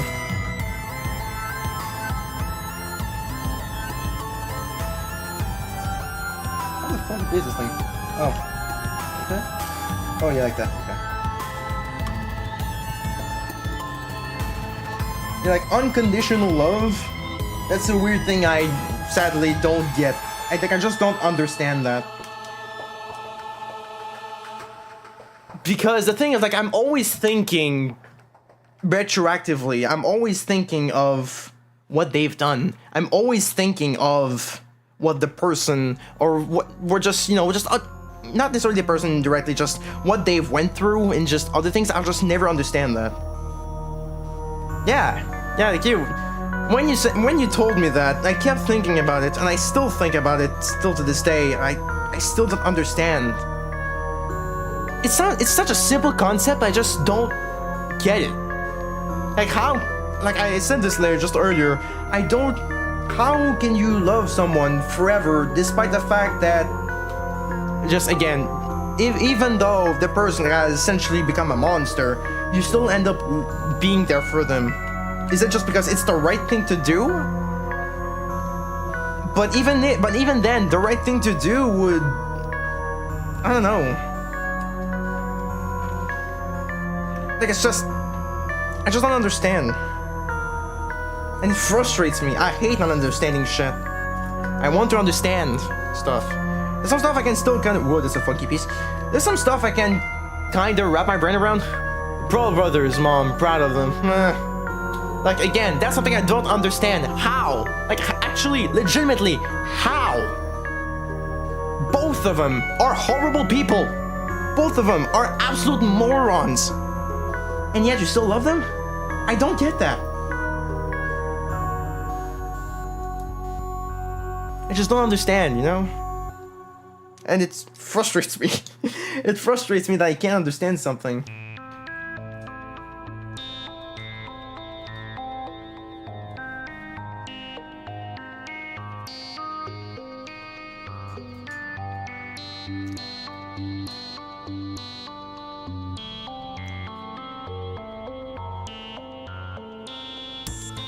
But yeah, when you went to the hospital, I didn't know what to do. I didn't know how to feel, didn't know how to think about it. I just knew that something was wrong.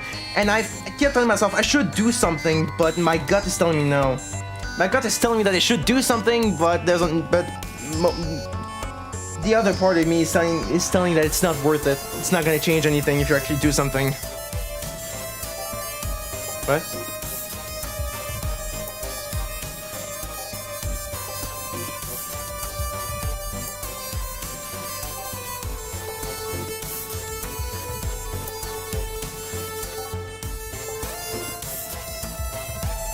You know, it was such hell. My head has been like in so much hell. My head is an absolute nightmare to be in. It has been for maybe 2 years total now. Did it make you realize that if I weren't here, you guys would be fucked? Yeah, kinda. It was a very hard week. It's a very tough week. It's a very tough week in more ways than one.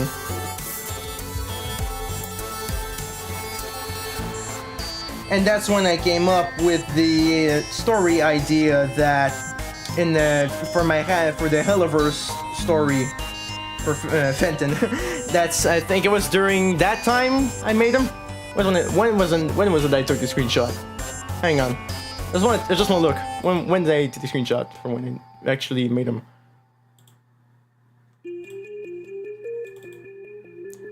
I took the screenshot, oh my god, over a year ago? Well, that's stupid because I showed it to a friend. I showed it to a friend, it was over a year ago. It was in 2024, few days after my birthday. Few years. No, few years. A few days after my birthday. 5 days after my birthday. And that's when I came up with the idea that the main character's mother died in a car crash. And again, most of what you write as a person has to be based around something that you see, whether it be as a what if or just a pure parallel thing, you know? No matter how obscure it is, there's always a reasoning behind it. There's always a reasoning behind it. No matter how weird it is, there's always a reasoning behind it. There's always certain things that make you go, I'd see this, you know?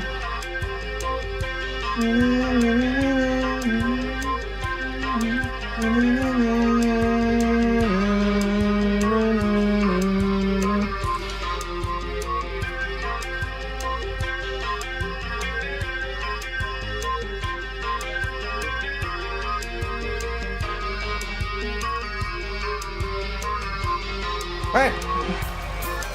And that essentially the whole family would go to shit. That's probably when I'd actually, the main character would actually realize that they actually need to do something now. They can't just stand around anymore. And because I thought that that's what I would have reacted. That's how I thought I would have reacted when you went to the hospital, but I didn't. And I hated myself for it. Literally, I hated myself for it in the moment. I hated myself for it, but I just couldn't bring myself to do anything. That's the thing that's always been with me. I've always been harsh on myself. Always. Where's the other one?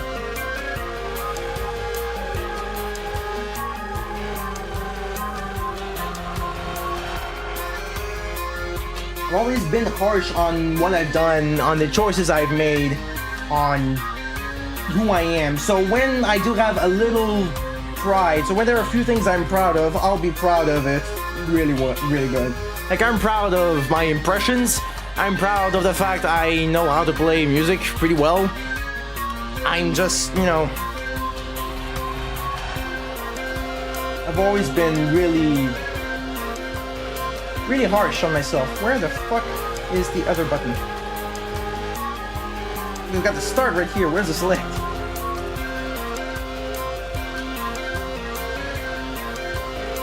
That's good because we weren't harsh with you. Yeah, and that's probably what, in a way, there's a part of me that feels like that's kind of what messed me up while growing up and during the teenage years, because you started, you know, disciplining me, and then during teenage years, you sadly had to stop. Sadly, you had to stop. You were forced to, and there's a part of me that thinks, I literally told this to my social worker, but there's a part of me that thinks that that's kind of what messed me up while growing up as a teenager. Even though I still technically am a teenager, there's a part of me that thinks that the fact I was like, you know, half disciplined. I say half because, like I said, you were forced to stop. There's a part of me that thinks that it messed up how I saw things.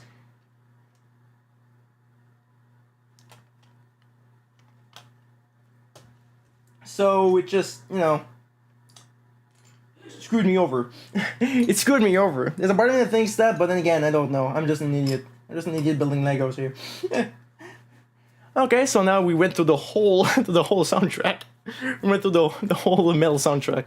That's way better with no ads, because otherwise I'll have like spent every 5 fucking minutes just looking at what happened.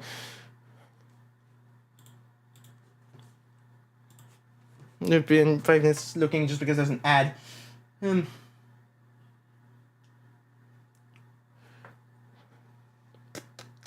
I think maybe I accidentally used the other triangle piece somewhere.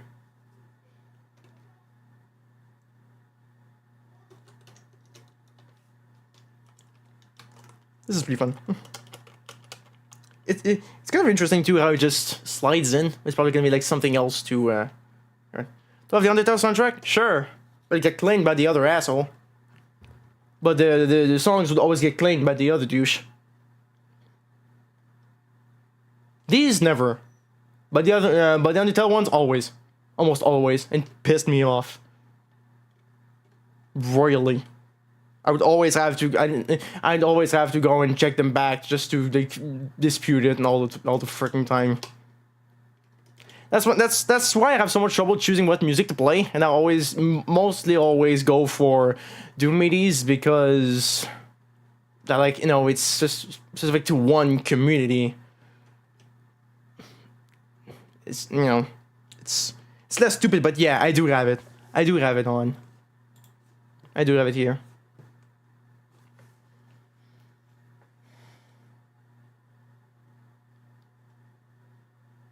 Where is it? Can't find it.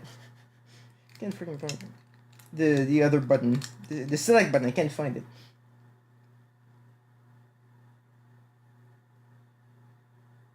Oh, I missed something. Oops. No, I'm not quite sure what to put on now, because I mean I've been rambling for a while now.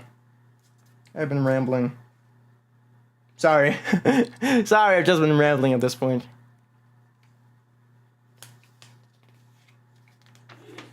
rambling about from life findings.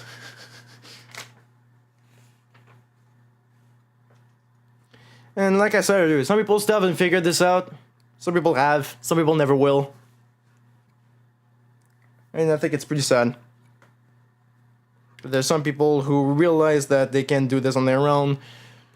That's what I realized. I realized I just can't do this on my own. I can't do this for myself. I hope it didn't fall. I hope it didn't fall. I hope it's not one of the pieces that fell. Because I have a feeling that I have a feeling that another piece fell and just didn't find it.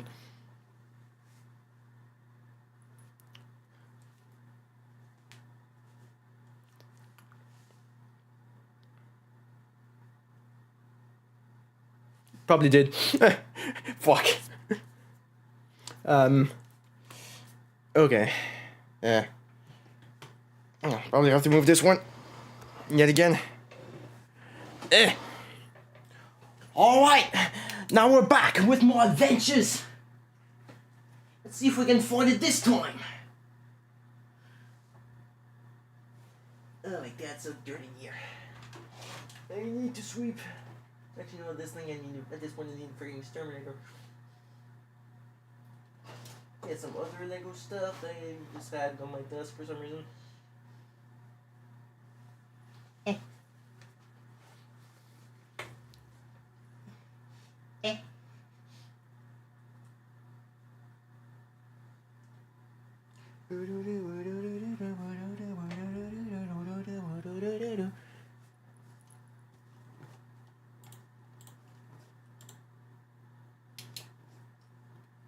Is it gonna work?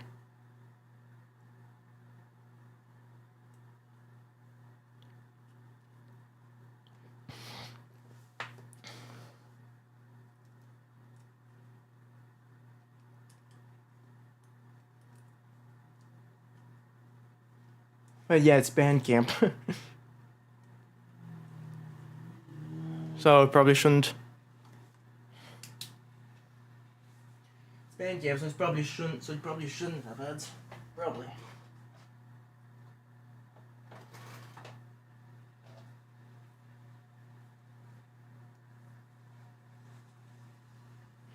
Mm-hmm.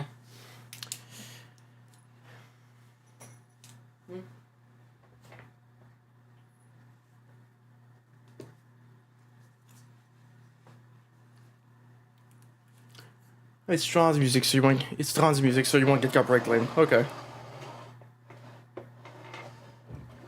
Should be fine.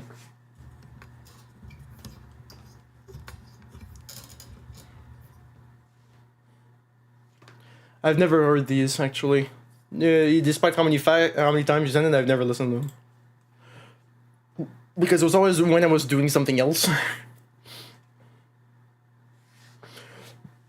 Excuse me.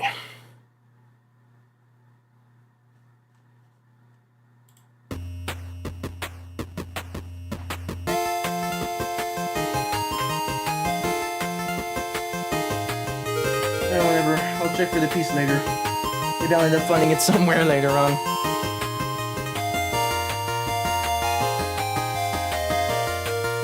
Well, to be fair, I am building a Game Boy, so...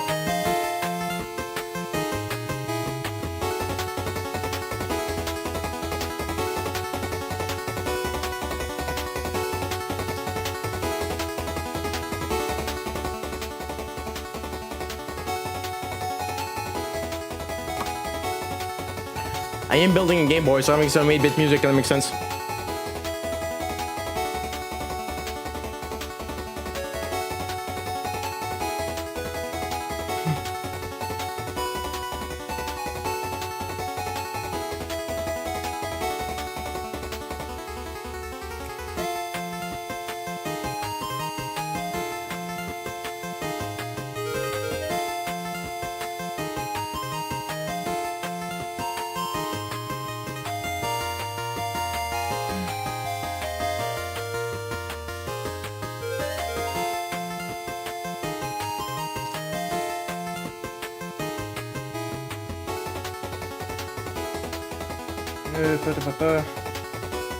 There we go.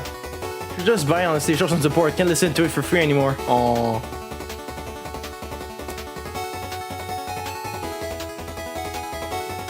Why, you listen to it too many times? You can't listen to it for free?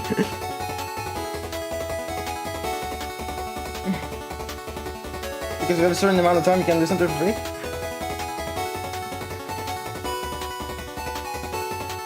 Yeah, 3 times and pay. Oh.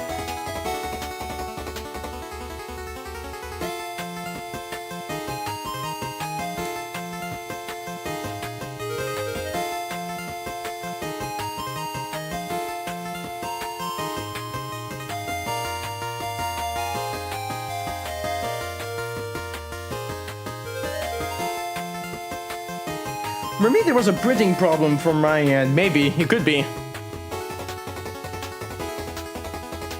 Maybe it's just like one of the pieces that's supposed to have the select thing on doesn't have it. It could be. You know. Could happen. Lego is not perfect. It's the most reliable of the bunch, but it's not perfect.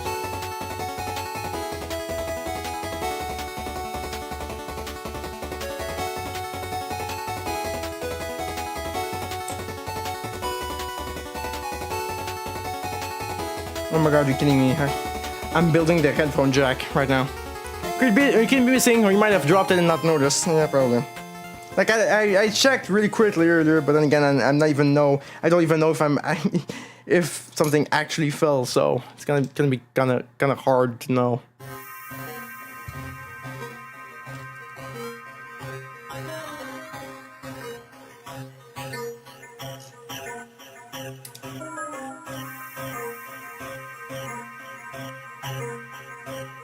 Literally, I just built the freaking headphone jack.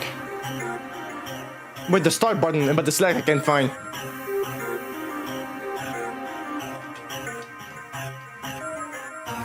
Okay, let's try placing this.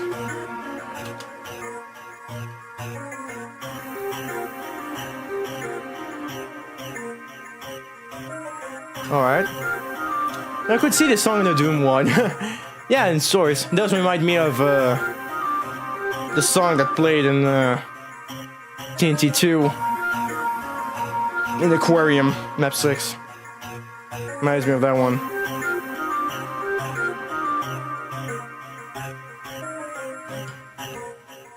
Wonder if I can find it, just for fun. Now that TNT 2 is officially now officially completed now.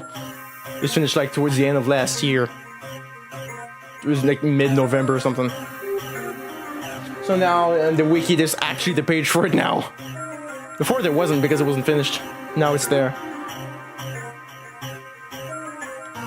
Typhon X Tartarus.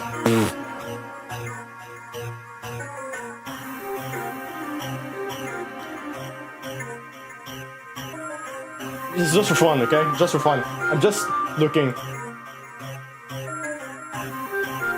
Just to see. Well, I did already play TNT 2, but it wasn't finished yet. It wasn't the final release. It was essentially the final beta version. Oh, sorry, you're seeing my arm. There we go. It was essentially like the final beta release.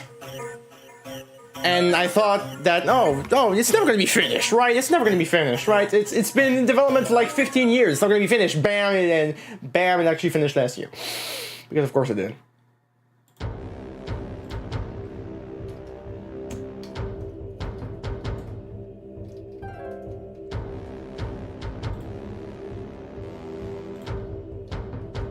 Just for fun. Alright.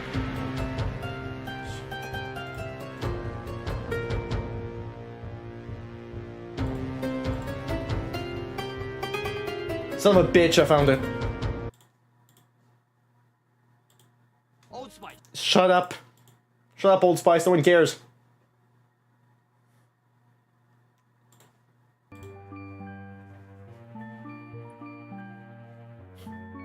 This one. This was the one in map 6. This one the one reminded me of. Oh, sorry, it's probably very quiet right now.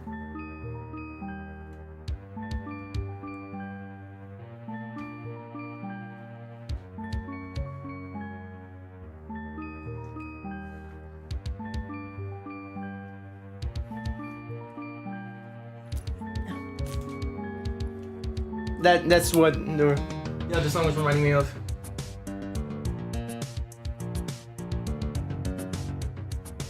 TNT 2 was really great. I think it made a few quality of life improvements. I wonder if they nerfed the fight in the last fight in map 20. That was the worst. It was like just the worst thing ever. That fight was ridiculous. I wonder if they nerfed it. And the map 26, which was unfinished for like 15 years, has now been just... No. And before you ask, no, it's not finished. It's been swapped out for another one instead. Like a few extra maps too that were released, like as a mini-sode of sorts.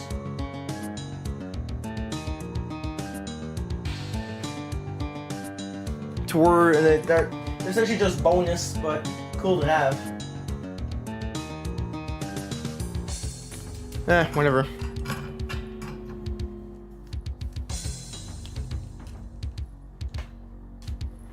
So I could do it again with videos instead, and like see the final version, but I don't know. Would you guys want that? Would you guys want that?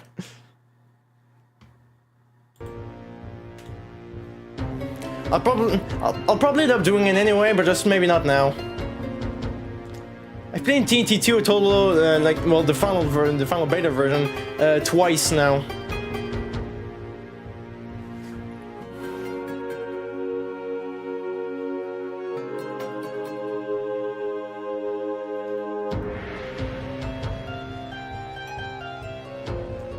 What am I playing? Kingdom Hearts? Am I playing Kingdom Hearts in the Aladdin section?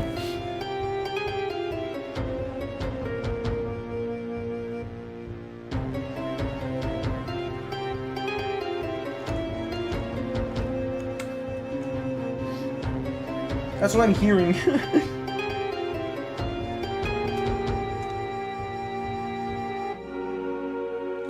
Oh, okay. Oh, that's weird.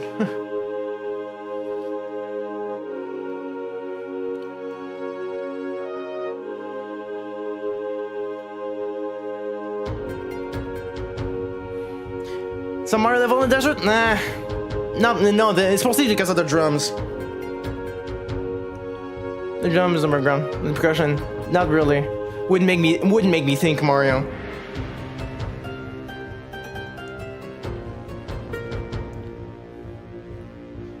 Usually the Mario songs are more playful than this.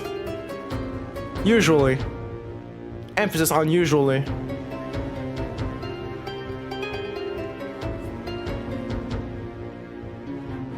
It's like I'm going to the Cave of Wonders right now in in Aladdin. That's what I'm hearing.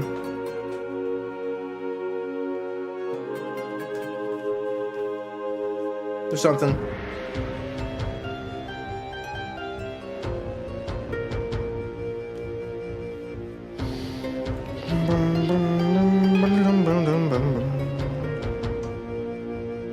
Oh.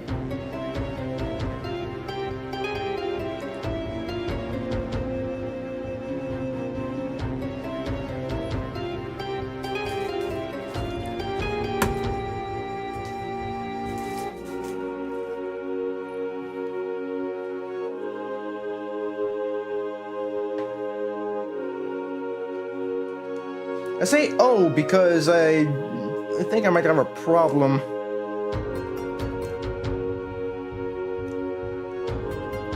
I think.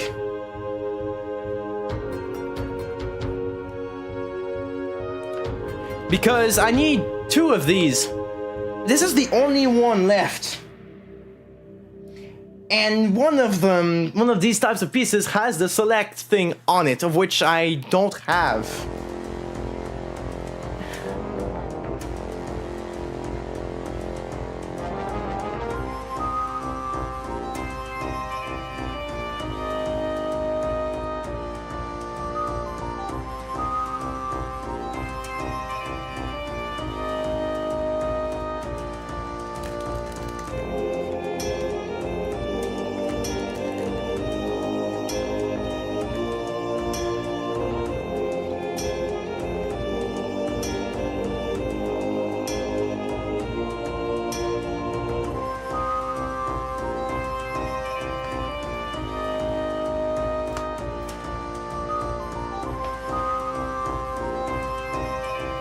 Did it fall on my chair or something?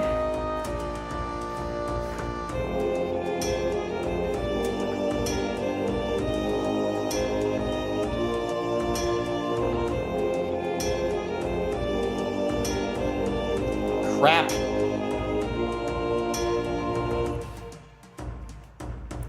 It somehow just didn't get out of the bag.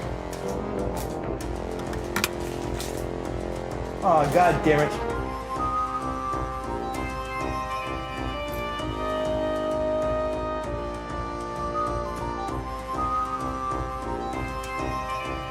Great. I'm missing shit.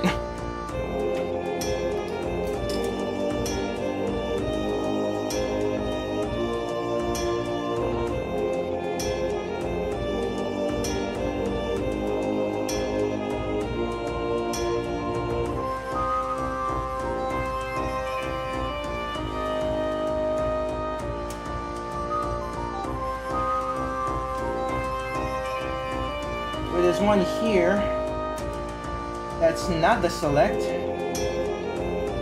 Never mind.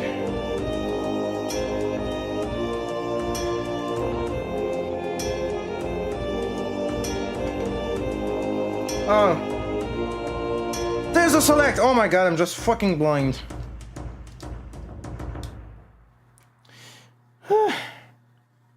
That's a heart attack saved.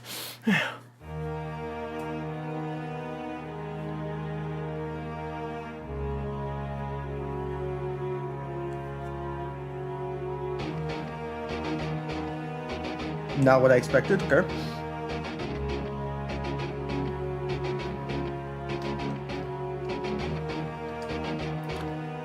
Oh boy, this is bringing flashbacks for some reason.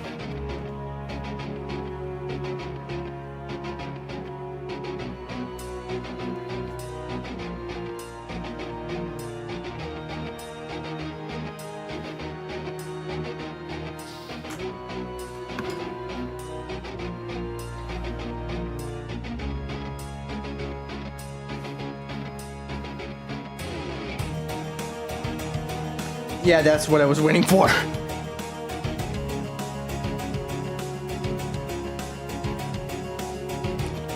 Okay, so it is like what I thought it was.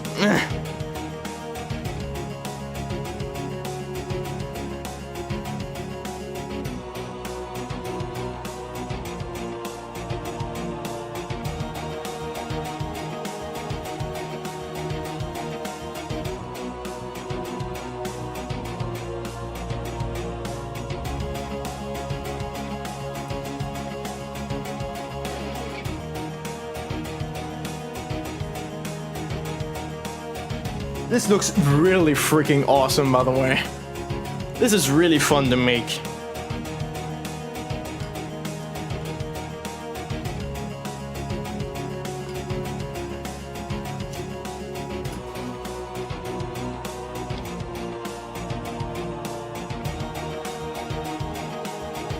Oh, my neck is and my back is gonna kill me after this. Hey, there you go. There's the funky piece.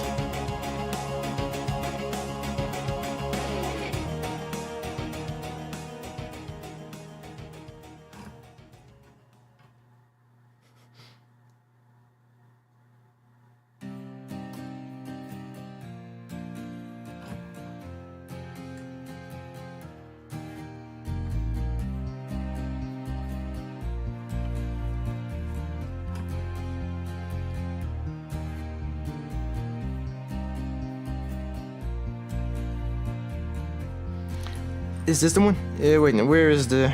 There it is. The Game Boy. There we go. I just put it on. I just put the name on it.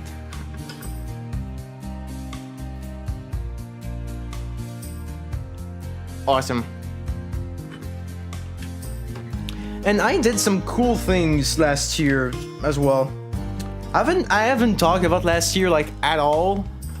But mostly because I felt like not much happened, but actually a lot of shit happened. Simultaneously, nothing happened, and a bunch of stuff happened at the same time. I mean, just... I started the year on a depression, which was a horrible sign of how the year was gonna go. But turns out, the year was actually kind of kick-ass, and also sucked. What I mean by this is because I did a bunch of things I never thought I'd do. Ever. While also being probably the worst headspace I've ever been in. Because, I mean, I saw 2 movies in the same year. I quit my job, I got back into streaming, I left streaming again, and then I got back again. And I just kept going after that. I just kept going, and then I went to Ontario. Something I never thought I'd do. And then Ooh, that's funky. Oh, it doesn't... Oh, okay, wait, it doesn't click. Oh, that's what the thing is for. Oh, that's weird. And... I also fell in love, too. Something I never thought would happen. And it's just... But I also spent 6 months at home, not doing anything. So simultaneously, I did everything and nothing. I tried to go back to actually do something with my life, and it failed horribly. But if it wasn't for that, I wouldn't be seeing a social worker to help me out with my problems. So there's that. Like I said. And also, by the way, in terms of family, saw no one. Just been with my parents the whole year. Saw literally no family at all.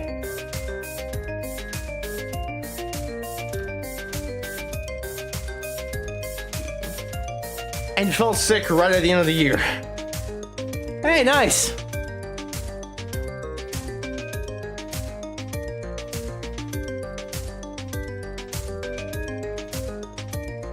I like the effect for the start and select button. It's just a void, but it doesn't feel like I'm actually pressing something. This though, I'm actually pressing something. Which is awesome. I'm actually pressing something for the arrows.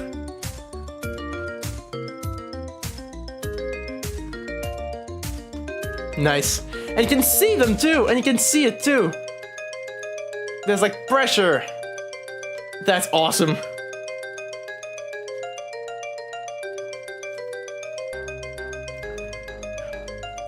So I'd say the best way I could describe this, like 2025, was the best worst year of my life. The best way I can describe it was the best worst year of my life. Because in one way, I did everything and nothing. I saw 2 movies in theaters, both. Well, one was on my own. I was supposed to see it with a friend, but miscommunication. There was so much miscommunication. But it was actually probably a good thing I was still on my own, because it ended up being very personal to me. I saw like the last Mission Impossible movie in theaters, maybe a week after it came out. People were pretty divisive on it. I liked it because I was just happy to be there.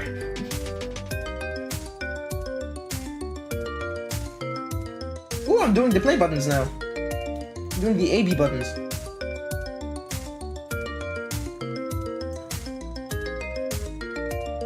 Oh, cool! They look cool! They look cool. Keep spitting everywhere. And also saw the FNAF 2 movie this year. I saw it with my dad. That was awesome. Last time I think I went to theaters, period, before the for 2 times this year was... I almost dropped it. Stop. I think was...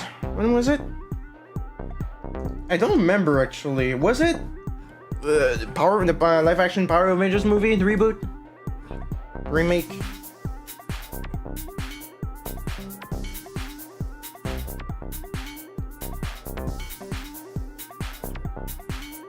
Saw it with my dad.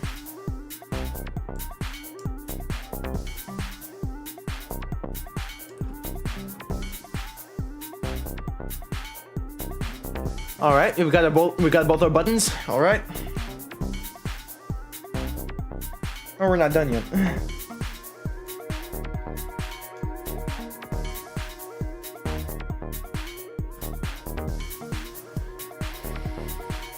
But I also watched like a bunch of stuff too, like a bunch of stuff I started growing up but never fully went through. I fully watched Castle now.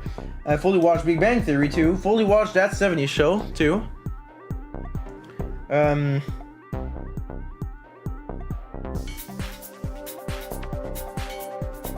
Big shows that I always see like running in the background and that had such like some great episodes in that were the only ones I'd see because I mean they were huge.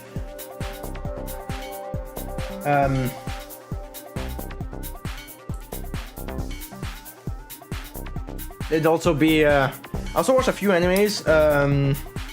Watched Tales of the Abyss, which is an adaptation of the game, probably the most faithful one too. Yeah, Stargate. Yeah, thank you. Yeah, we finished going through. Actually, bought the full box, which you have seen probably in the background multiple times. It's like probably it's literally the biggest box I own. It's so huge. Finally, from I watched through SG1 because I decided to buy it because the ones we had didn't work anymore. There were for some reason, there's so many discs that just didn't work anymore. So when I skipped so many parts that I had never seen before, I decided, fuck it, and just bought the full box. Bought the full box, which is Blu-ray and has Play All. And I know it might not sound like a lot to some people out there, but for us it's huge. Huge W. Yeah, finally watched Stargate SG1 in its entirety, and Atlantis. As I went back to SG1 because I'd stopped for a little bit, they announced the new show. That was like the biggest bruh ever.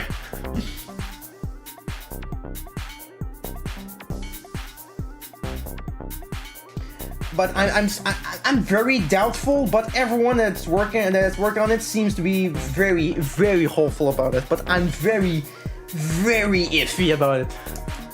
Considering how it has been for like 15 years, always trying to get it back, never worked out. Also, I think, was it towards the end of last year? Or I think it was towards the end of last year and the start of this. No, it Tales of the Abyss, I think it was last year. I think. Towards the end of last year. Whatever. I think I was still working when... when we watched it. Also, I've watched Dot Hack Sign, fantastic. I was still working too, fucking fantastic. One of the best things I've ever watched, period. I think it kicks ass. So, the atmosphere is really awesome. Really creepy, really melancholic, which is my bread and butter.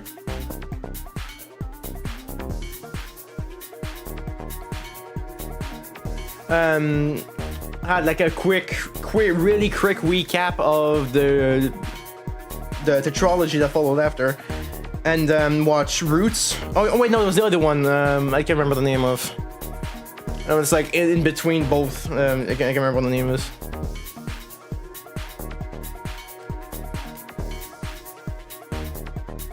What's the name?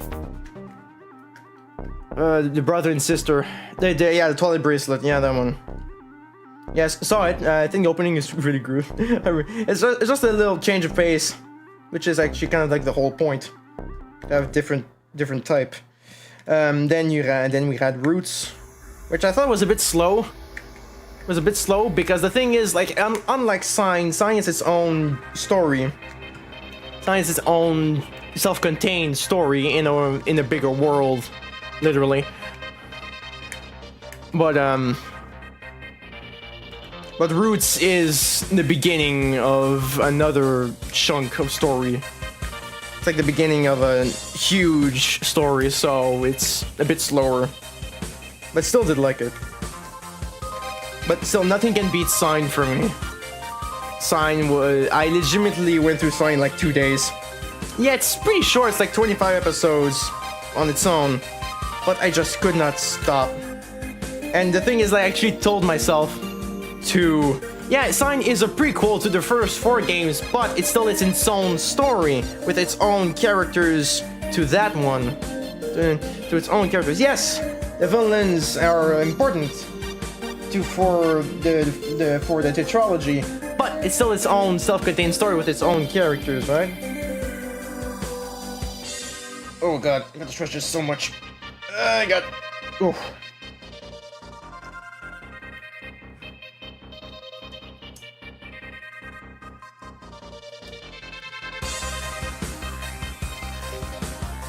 And in the last game, you can actually have Tsukasa, Subaru, and Krim as playable. And I think Silver Knight too. Oh yeah. Yeah, but aren't they like hidden? Are they like really hard to get?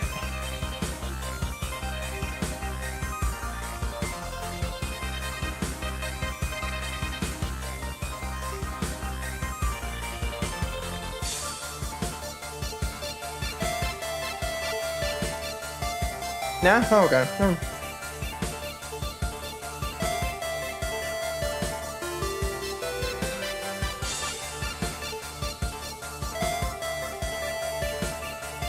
I remember I had them all, so they couldn't have been that far. Okay.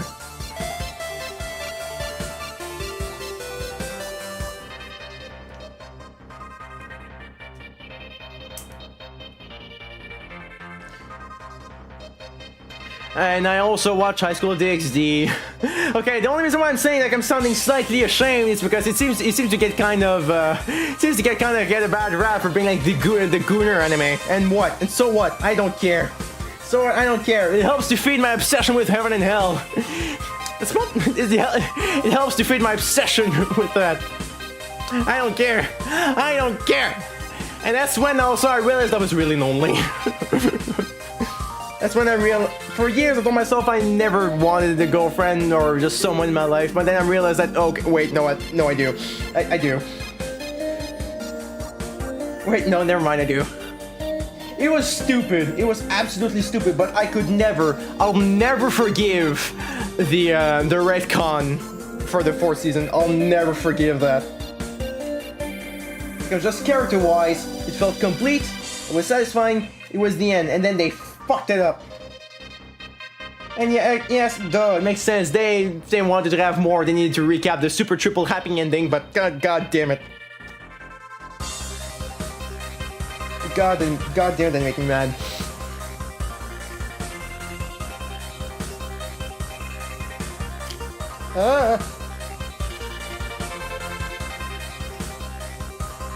But also, I've finally been watching Naruto for real this time. Something that I would always like grab random box for no reason and just. Oh, that's cool. Sorry. The buttons. They've got like. Because of the band behind, the little band behind, that's what gives the tension. Oh, that's cool. Oh, that's cool. There's like there's slight pressure on it, you know? Oh, that's cool.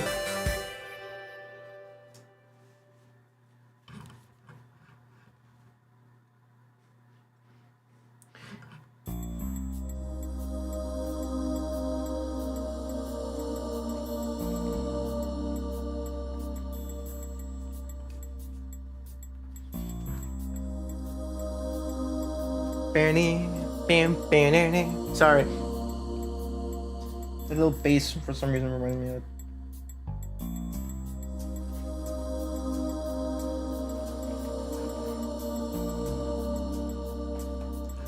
I'm almost done with this bag.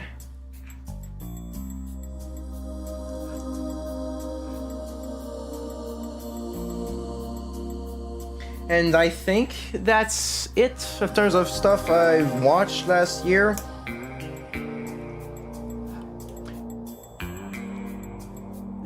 Yeah, the guy who made those was the basis for Octopus Black, though. That's like Dark Dance in particular. That one made me think so much.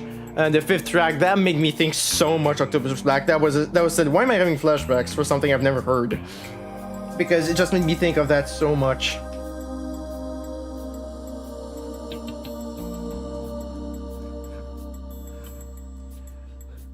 All right.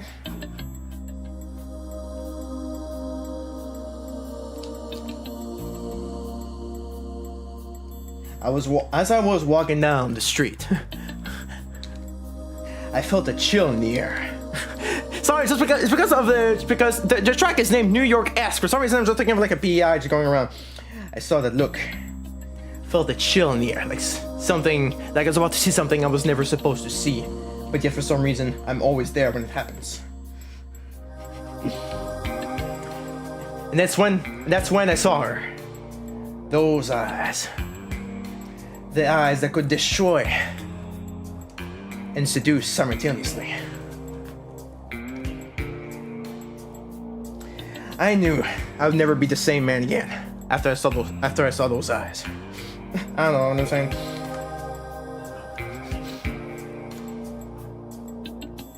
That's like some slight inspiration it's like that's like slight inspiration, I guess, for the idea I had for a high school DxD fic. Yeah, I'm a gooner, I don't care. There's like a strong focus on the eyes. I decided I was gonna have like a strong focus on the eyes, the looks, the eyes that they give, the eyes that they would give. Like those eyes, those were the eyes of someone who wasn't afraid to be, who was afraid to be personable, who was afraid to be personal, who was afraid to be honest, because she can't be honest. She has to be strong. She has to keep a facade. She has to be a leader. And yet there she was, being as vulnerable and as honest as she possibly could with me. And there's stuff like that, I don't know. That's why season 4 sucked. They changed animation, which doesn't help either. It doesn't help either. Oh, that's what these things are for. Aha! That's what these little weird wheels are for. It's for the buttons. It's for the start. It's for the start and select buttons. Ah! Oh, listen to this. Tell me this doesn't sound like an analog stick. This okay, the button I'm pressing right now is the movement. This one. Tell me this doesn't sound like an analog stick. Now I'm pressing the AB buttons.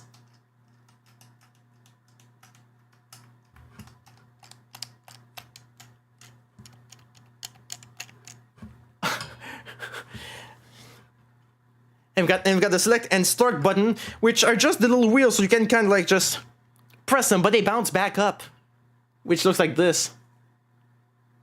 Wait, hang on, other angle. There we go. And the pressing. And by the way, you've got the headphone jack right here. Oh yeah, that's right. Just compare it.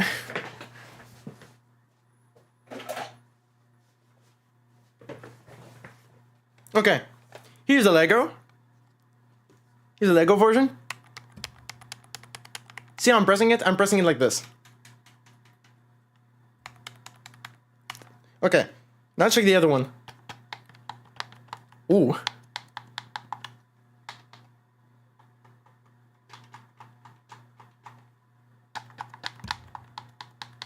Okay.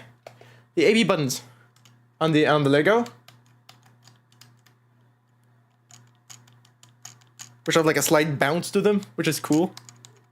Because it just bounced back into place because of the little rope, little string behind it. In the original, the AB buttons. sounds like the stick for the other one. Stick. AB buttons. Stick. AB buttons.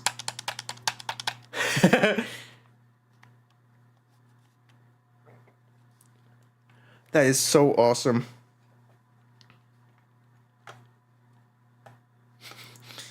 You got the headphone jack.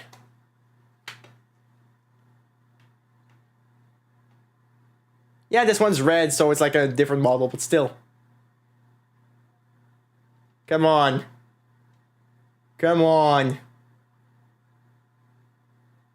Come on. This is awesome. This is freaking awesome. And yes,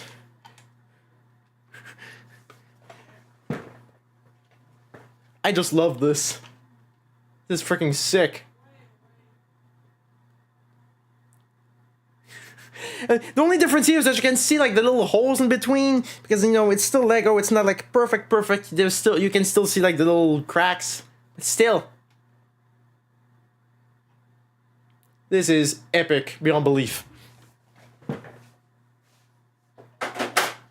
And also another thing I did this year, last year, I watched so many freaking movies, like an absurd amount of movies I'd never watched before. Let me think. What did I watch that I had never seen before? Also, there's some movies I rewatched I haven't watched in a long time. I just went through them again. Let's see. What movies did I watch that I hadn't seen before? Trying to think. I saw a lot of things. I watched so many things. I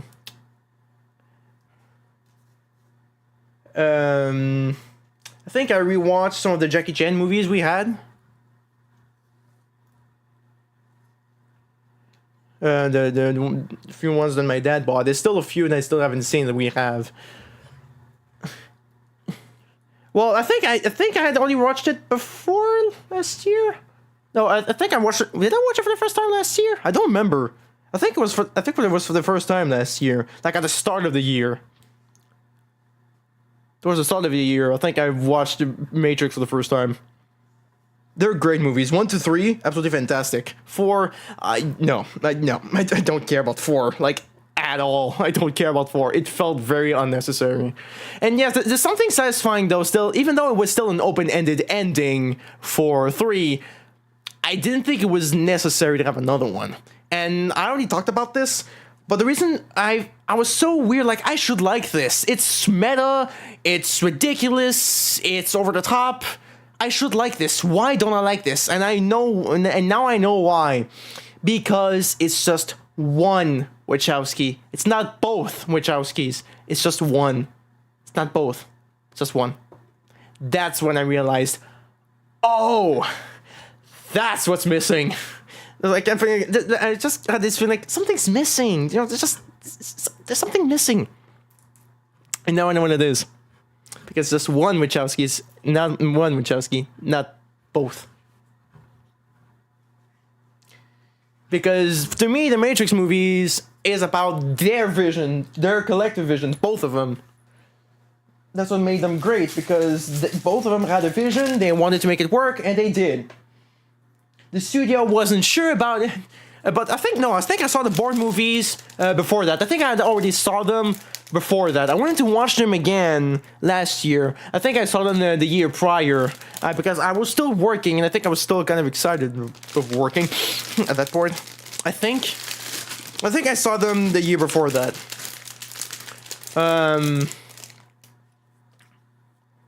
But yeah, I wanted to watch them again though. Okay, and the songs are done. Now I don't know what to play without getting some ads again. Because I'm always getting fucking ads every fucking time. I'm sick of it.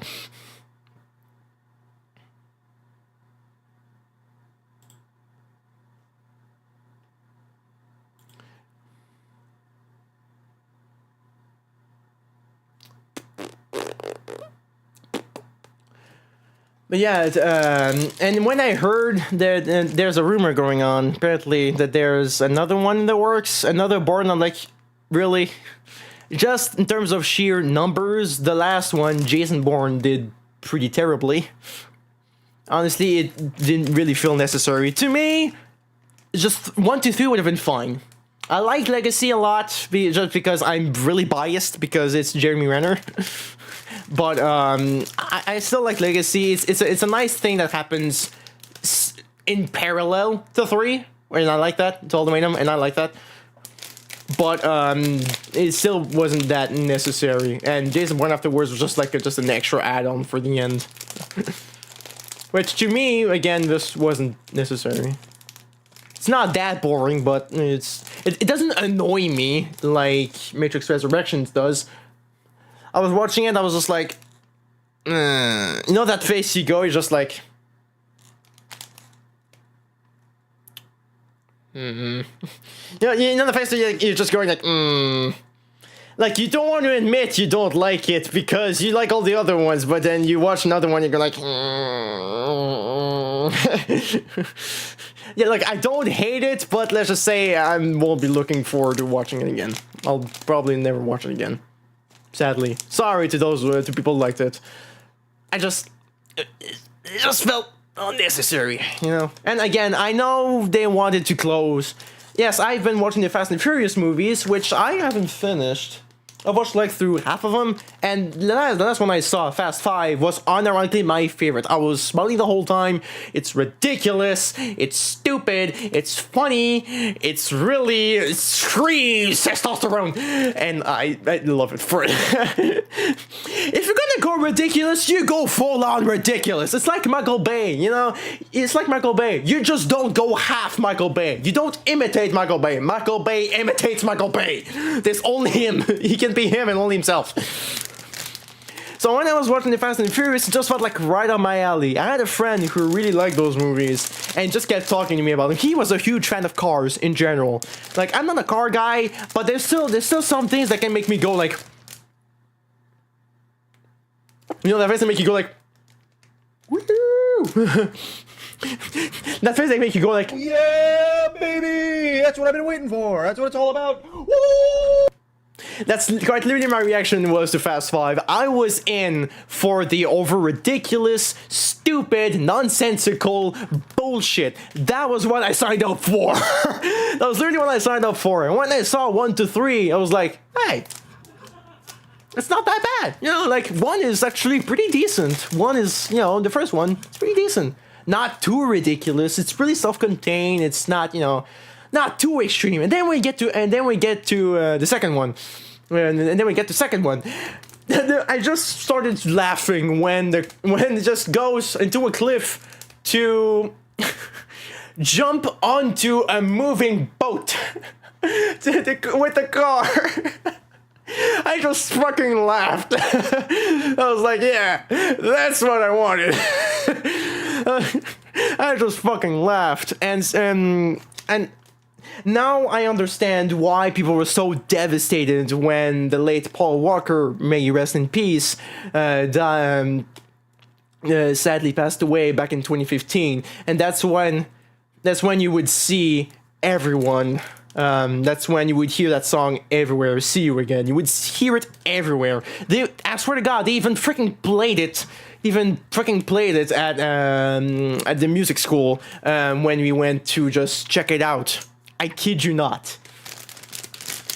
Yeah, the fourth Die Hard movie, same thing. See, that's why some of the movies were getting more and more ridiculous. They had to compete. They had to compete with The Matrix, which the original came out like 8 years prior to the fourth Die Hard movie, and Fast and Furious, which was also happening at the same time. So, you know, they kind of they had to go bigger. They had to go bigger. You know what I mean? And yeah, like Fast, and everyone says like Fast 3, Tokyo Drift, it's super cheesy, like over the top, and I'm like, that's it? It's not that cheesy. I've seen way cheesier shit than this. I've thought of way cheesier shit than this. I've said way cheesier shit than this. This is nothing. This is nothing compared to certain things I've seen. This is nothing. I still liked it. And then we got to Fast 4, and I started getting a bit bored. I was like, I don't know. I wasn't a huge fan of Fast 4. It's probably the worst one of the bunch so far. It's just, I don't know, just really not much going on. And then we got to Fast 5. Hell yeah. Teamwork, spy shit, ridiculous stunt of two guys jumping off a car, falling off a cliff, right into a lake of water. Yes! Yes! That's what I wanted. And also I've got The Rock. Yes! Yes, that's what I wanted. That's what I signed up for. It's ridiculous. Everyone's flipping everyone off. Everyone's always insulting each other. It's stupid. It's hilarious, and I loved it. I just had a huge smile the whole way through, and for a movie that I saw for the first time, that is really freaking rare. I've barely ever seen a movie where I have a smile on my face the whole time. Barely. For first time, by the way. There's some movies that over time have gotten just better for me as I've watched them, but that one was just an instant hit for me. It hit like all the right buttons. Hit all the right buttons. Yeah, I've rewatched Back to the Future again to celebrate the 40th anniversary. The 40th anniversary of the original, which is absolutely insane. I'm still trying to think of movies I had never seen before and decided to watch. I think I watched quite a few Tom Cruise movies. I think I started watching them towards the end of last year, the year prior, and I went for the rest of them.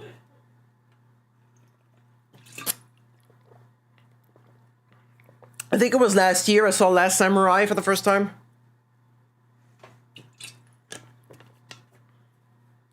Really epic movie. Criminally underrated. Beautiful movie. I think I also saw Interview with the Vampire for the first time last year. Kind of bizarre movie, actually.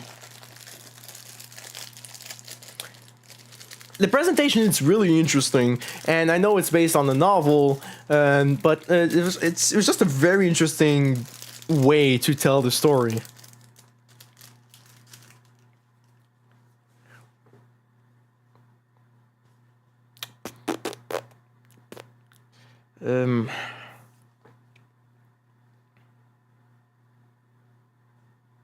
This is weird. I don't usually run out of music to play. I still want to put them back to Sign the Next stuff again because there are good songs, but they're just gonna get ads the whole time. Yes, I finally watched all Rick and Morty and all of Archer that we have, and was severely disappointed with season 5 of Rick and Morty. Seriously, severely disappointed. The only question that I have is, what the fuck was Justin thinking? Was he okay? Was he alright? Was he okay towards the end? Like, was he okay?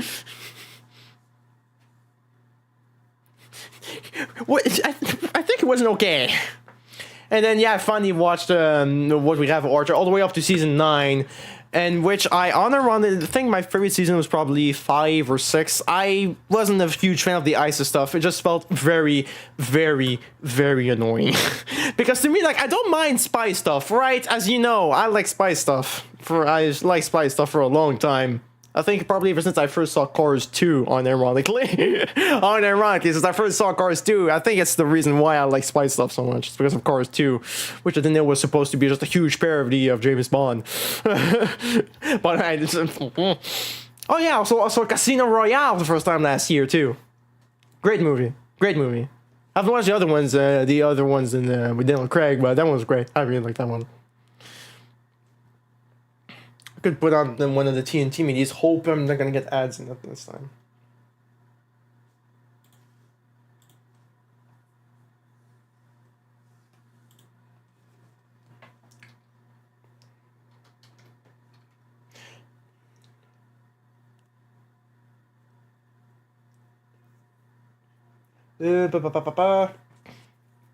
Excuse me. Legion of the Lost.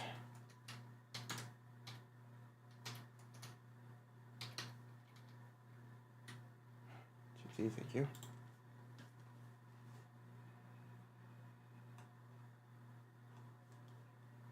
Hang on.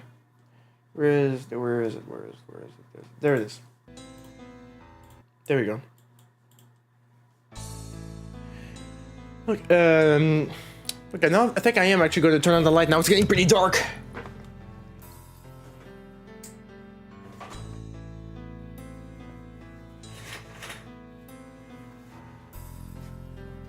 What?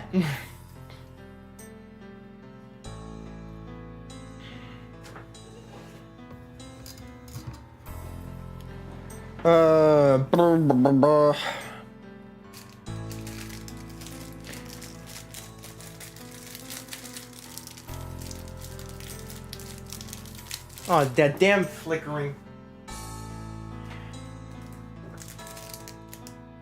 It's like a weird level of brightness where it just starts flickering like crazy. I also saw Blade Runner. Yeah, the original Blade Runner. Really weird movie. It's as for a movie that came out in like what 1982 or something. It looks like $1 billion. It does like $1 billion, which is legitimately pretty ridiculous. But I think it's great. It was a really weird movie. Speaking of weird movies, right at the start of this year, I saw 2001: Space Odyssey. I have weird opinions. I have mixed opinions on it. Because on one hand, for a movie that came out in 1966, something like that, it is ridiculous what they managed to do. But it stretches like crazy. Its story is very simple. It's very simplistic. And the only reason why it's like over 2 hours long is because it's filled with sequences of just space stuff going around. Which is why, to me, it felt overlong. Because, like, seriously, the sequences just keep going and going and going for like 15 minutes straight. Just the last 10 minutes. Right before the ending. It's like pure psychedelia, I swear. People who made that, I could not imagine what it'd be like to watch that part while being high. Yeah, saw some Alien movies, saw the first two. I think the first one aged better. I think the original Alien aged better than the second one. Personally. Even though the second one is more of an action thing, I still think the original aged better. Yeah. Saw the first Res Evil movie. Pretty classic. First live action Res Evil movie. Pretty classic. Well, look, when 2001 came out, 66. People who made it probably high. Yeah, but there's a philosophy behind it, like the representation of God, the possibility, the afterlife, the possibility of extraterrestrial life, which in 66 was pretty insane. I think at that point we just barely touched the moon. Was it in 66 when we first went to the moon?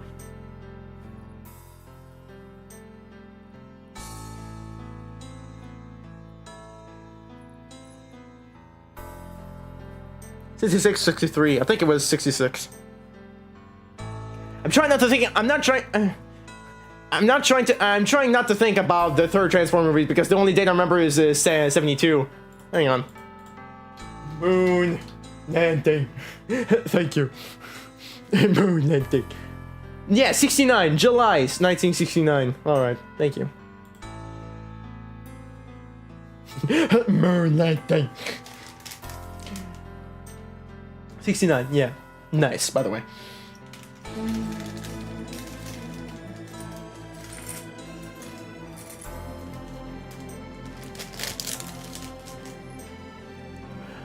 I also watched Arrival too, a movie that I remember seeing Jacksepticeye really loving, and I agree. It is a beautiful movie. It is expertly made, and considering who made it, and considering who directed it, it only makes sense. It only makes sense that it was so good. Denis Villeneuve? No, the guy who directed the new Dune movies? Yeah, that guy.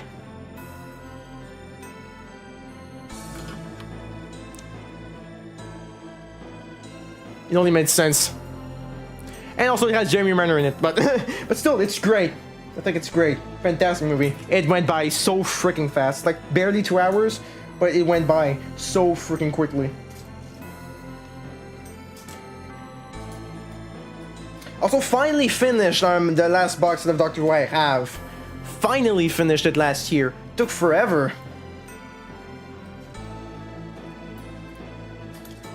Because I wanted so bad, it felt like I was the only one. But now we went through it. Now that's when we moved on to something else, and that's when it just kept going and going for like so many shows. When it's like Big Bang Theory and with like in like a week and a half. We're going like 2 seasons a day. Which is probably why I've been thinking maybe I could actually managed to walk through One Piece, because, I mean, if I actually dedicate myself, I can binge through something really fucking quickly. I mean, think about it. Think about it. Big Bang Theory has like 270 something episodes. I watched it in a week and a half.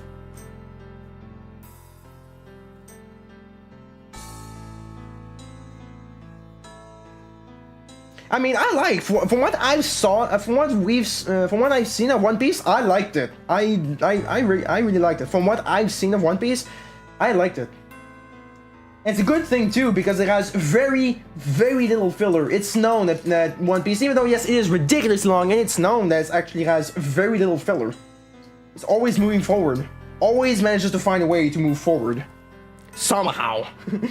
Somehow.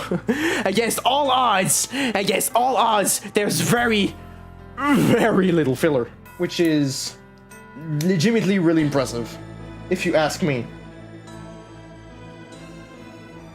I mean, we got a bunch. Yeah, we got a few. We've got like, what, 5 box set, and we're missing one. We've got like 1, 2, 3, 5, 6.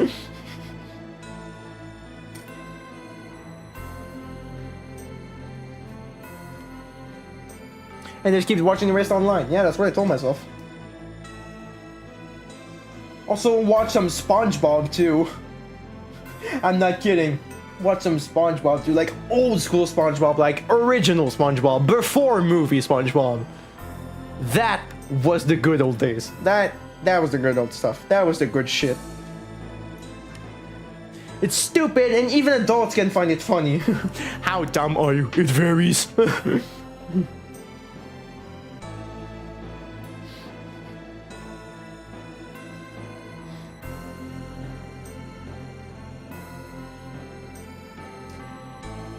It seems to get really weird later on. Everyone gets fucking buff because, yeah, there's a time skip. There's a time skip at some point. I think it's... I don't remember how long time skip is, but I do know that there's like a big old time skip at some point. It just skips like a few years. Suddenly. Then bam, we're back. Wait, no, wrong one.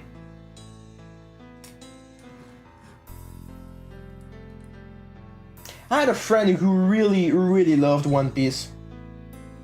In fact, she just really loved anime, period. She loved Fairy Tail. Even put on the movie at some point, which I remember finding really cool, even though I barely got anything. Yeah, Nami gets hot and wait until you see Robin. Oh my god.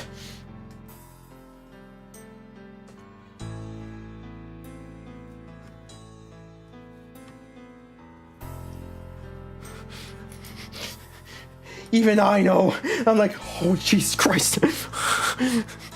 As they say in SpongeBob, hamana, hamana, hamana, hamana. Look it up for fun. Look it up.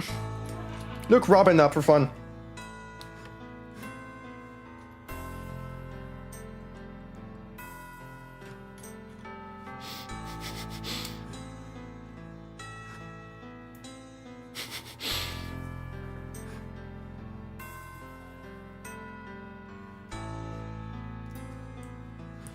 Yeah, recently I've been really hyper focused on watching Naruto.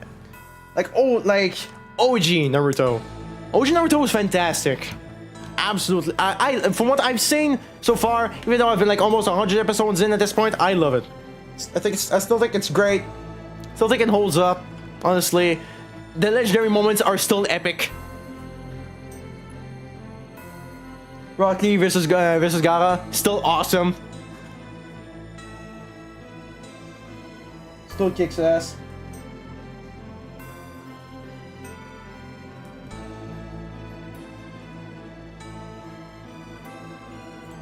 Send me a picture on Discord. Yup. Yup. Yup, that's Robin. Yup. That's right. Yup. Do you see what I mean? People have been focused on Nami for years, and then when Robin came along, everyone like Hoche Mama.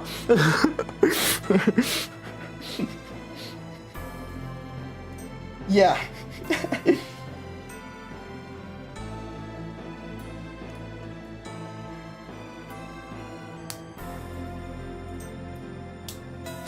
Yeah.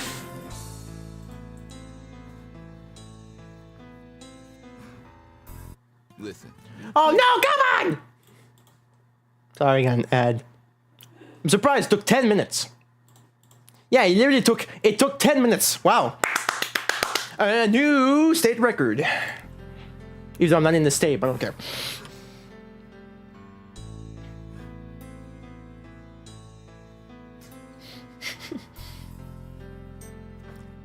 And I had another friend who really liked Demon Slayer. I have a story about this. Okay? Originally, I didn't get it, right? I just didn't get it, as per usual, because I get a feeling One Piece started like OG Dragon Ball, really done, like the author didn't really know what he was going to do with it, and then it turned into something like huge and epic and way bigger than itself. And then it took ridiculously epic turn. Yeah, bro, basically. So, okay, so I have a story to tell. I already mentioned I had a friend who really liked One Piece and Fairy Tail, but I had another friend who helped me a lot during the last few years I spent at school, who really liked Demon Slayer. I have a story to tell about this. Yeah, Luffy has a brother now. Well, yeah. Well, it happened a long time ago. It happened quite a while ago and didn't end too well. I was kind of spoiled with that, sadly. I was kind of spoiled with that, mostly because it ended up becoming a meme. I was spoiled with that, sadly.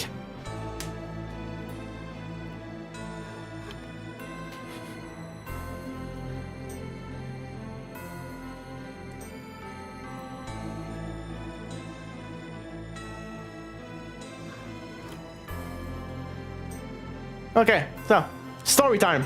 Story time. It's Halloween.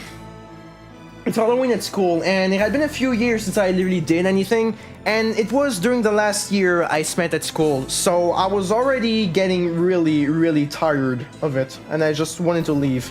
But I stayed anyway because it was the last year that I was gonna graduate.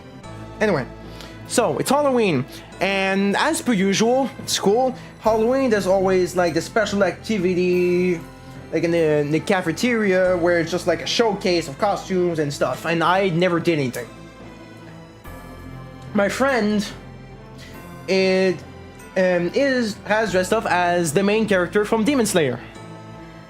I recognized it mostly because of the coat. I recognized that coat because I'd seen them a few times. It's very easy to recognize. A coat, cloak, whatever you want to call it. It's like green and black. It's green and black. So anyway, so she didn't participate. She was just there with me, just watching people go by, and I was really tired, so I just laid down on the bench and just staying there for a little while. And at that moment, I didn't really care about Demon Slayer. I knew about it, sure, but I really didn't care about it. Anyway. So presentations happen, like the sort of walk-on stage type thing. Like in fashion, when they just walk one way and then they turn back the other, and like a little presentation at the end, like show, pose, and they just turn back around. A walk-off. There we go. So I'm just laying there on the bench while the presentation's happening. I just wanted to close my eyes, and something I feel something soft on me. I still had my Sans coat on because, of course. Yes, it was that year. There was like a half spring trap. It wasn't full. It wasn't full. There was a half spring trap. But what was done was really cool. They probably just ran out of time, but it was really awesome. Seriously, it was really epic. It won. It won, but honestly, it was legitimately fair because what work was done was really freaking good. There was a Maleficent too, one that year too. Even had the wings and everything. Awesome, it was awesome. Anyway, so, and then at some point I just feel something soft on me. She just took the cloak she had and laid it on me as I'm just laying there. As I'm just laying there, relaxing, waiting for for it to be over because I'm not participating. So for me, it's just a drag and just takes too long. She just put it on me as I'm just there, literally with my with my Sans code already on me, but she still lays it on me. And then, so the show's over. Start to get up. I know it's over. I just don't want to do anything. I'm just waiting until the very end so I can then leave and do something else while everyone's doing their activities and shit, and I just don't care. I just don't care. And she already had plans to just stay with me because she didn't care too much about the activities either. She just already had planned to stay with me, which was very nice of her. And we're just, it's about time to pick everything up. And everyone's supposed to participate. And I already tell myself I'm not going to participate because, in my mind, if the people of the class, in the music class specifically, don't care about the progress of the general class so that we can practice better, why should I help to pick up for activities that I'm not even participating in? You know? That's literally what I told myself. What's the point in picking things up? The point in picking things up for something that I don't care about if they don't care about their own progress during the class for like every day. So anyway, so there's one dude, an asshole. I already didn't like him, It just got worse over the course of the year. Just suddenly, I think he kicked me. So like, hey, everyone's supposed to help. And of course, I think he didn't even actually help to pick things up, because of course he didn't. I think, but I'm not sure. And he kind of pissed me off, right? If I wasn't sleeping, I just wanted to just lay down there because I had to be there, even though I didn't want to. I had to be there. So I get mad. And he just has the balls to say right in front of her face, as she's dressed up as the main character from Demon Slayer, he has the balls to say that it's cringe right in front of her face. It made me so fucking mad. I wanted to punch him so bad. She had to hold me. She literally held me back. I was so mad. Look, there's some things that's I've seen like a little bit of and I could consider cringe, or maybe just like it's not my thing, but if you like it, sure, you're allowed to. That's great. You can like it, sure. There's some things I don't get, like I don't get why people like JoJo, but there's some people that unironically like JoJo's Bizarre Adventure. Unironically, okay. Again, maybe it's just a thing that I just don't get, that's okay. But the fact you had to say it to her face was just the dickest of moves. Like seriously.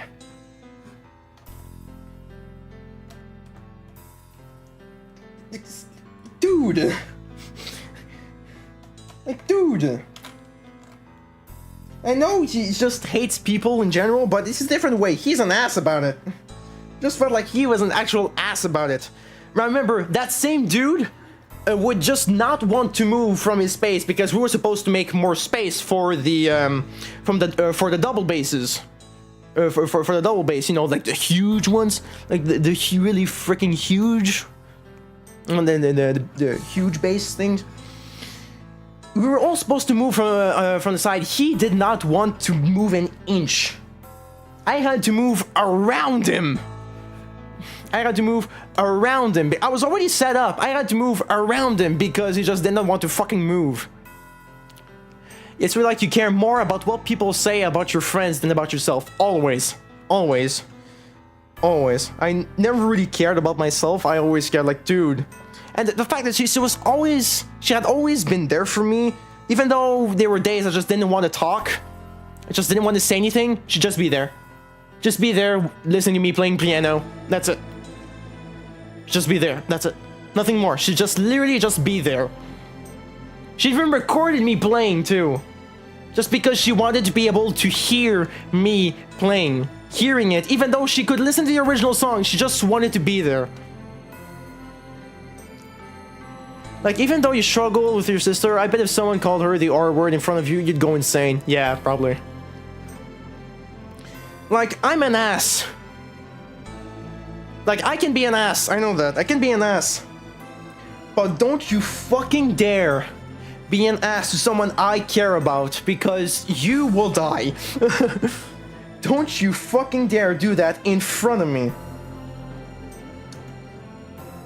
And like, just finding out that someone has been mean to someone I care about, yeah, I'm gonna be angry. I'm not nearly gonna be as angry and compared to if I see it happen right in front of me and I can't do shit about it. Because I'm not supposed to. Like, I didn't care about Demon Slayer at the time because now I want to watch it. But just like, dude, just don't say that in front of her. You just don't say that right in front of them. It's just a dick move, man. There's some things you can say generally, but in front of them, to your face, like literally directly to your face, it's just pure asshole energy. Just, you know, there's no way around it. It's just pure asshole energy. You're just saying it on purpose to be a dick. Even if it's something you secretly like, you'll just say it just to be a dick.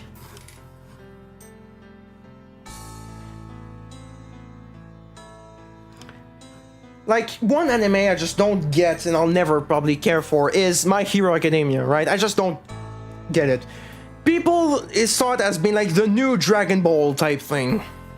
Because it was like, it was huge, there was a lot of big fights, and I just saw a few bits and I just didn't care about it. And it was pretty known that the community was toxic as all balls. Undertale was nothing compared to that. I'm not joking. Undertale was literally nothing compared to community toxicity. It was bad. It was bad. It was bad.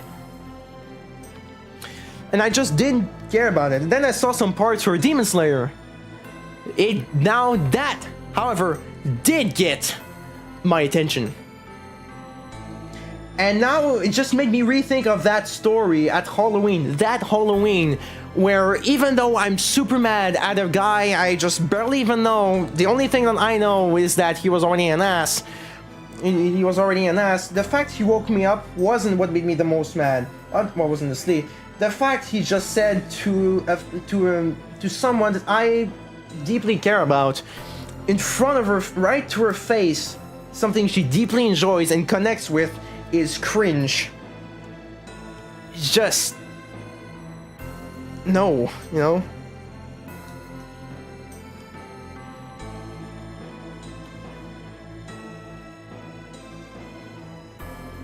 And now every time I think of Demon Slayer, I'll always think of that story. I probably told it absolutely like dog shit, but still really, it's still much better than how I used to tell stories.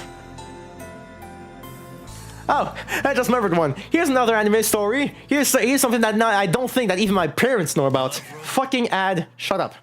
Okay, so I think during the last few years of primary school, I really liked Tsubasa. Then my parents know that. My mom showed it to me, and I really liked it. I've read it in its entirety maybe 2 times. I've been wanting to read it again. I keep jumping off to another thing. But I swear to God, okay? Something I used to do when I was, you know, just doing the swing, right? Just the good old-fashioned swing. It wasn't a wooden swing. It was a plastic swing. Even worse. I'd always jump off, right? I'd go high enough and always jump off. Why? Because I liked it. I like to jump everywhere. Literally. I'd actually hurt my feet and my legs just because of how high I would jump sometimes from other places. Like jump from like top of playgrounds. Why? Because I liked it. Because I just like to jump. It's probably why I like Tom Cruise so much, because jumping and running. I like to jump and run, but I don't have the energy for it. Anyway. So at some point, I kid you not. Hey, I just made the screen. I would legitimately just be jumping off the... I'd just be jumping off the swing, and I'd think of like of a way to land. Like, what's a cool way I could land? And my brain just immediately went to Xiaolon when he would grab Sakura when she's falling. When she's falling, he'd grab her and land like superhero landing, right? Like on one knee and just land on one knee. I kid you not, I jump like that off the swing and land exactly like that, thinking of that moment over and over again. Every time I do it, and I'd feel like a badass. I'd ironically feel like a badass.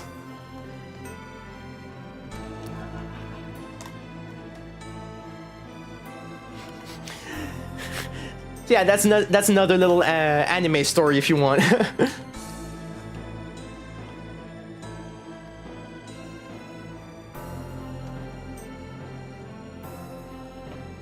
There you go. How do you put this on?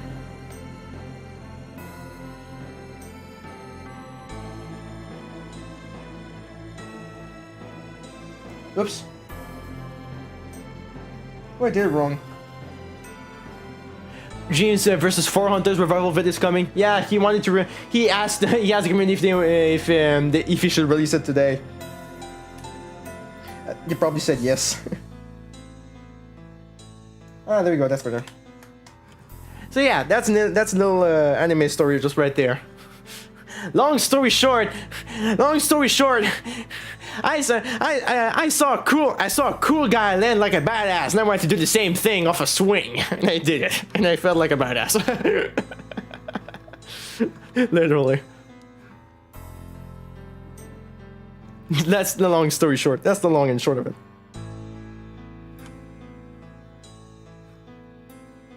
It's probably it's also probably like the first manga I've read in its entirety and actually really enjoyed.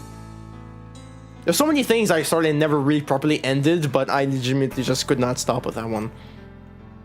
When I first started reading it for good, actually went through it in its entirety. Really loved it.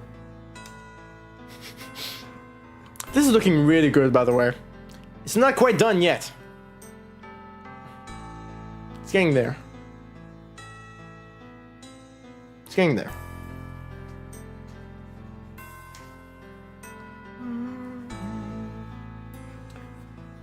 Yes, I need to watch Evangelion. I need to watch it, but I'm kinda scared for it. The thing is, like, it's literally one of the things I, not joking, live in fear of. Because I've seen videos of people saying that they didn't get Evangelion few times before, when they just watch it because they knew it was huge. They just didn't get it. And then it didn't click with them. And then they would get into a dark part in their life. And then they would watch it just because, literally, just like, why not? Just a weird pop idea that pops in your head. And then they watched it, and then it worked. Something just clicked for some reason. And it's no secret that the person who made Evangelion originally was in the darkest part of his life when he made it, which in retrospect explains a lot. But doesn't help the fact that it's still, you know,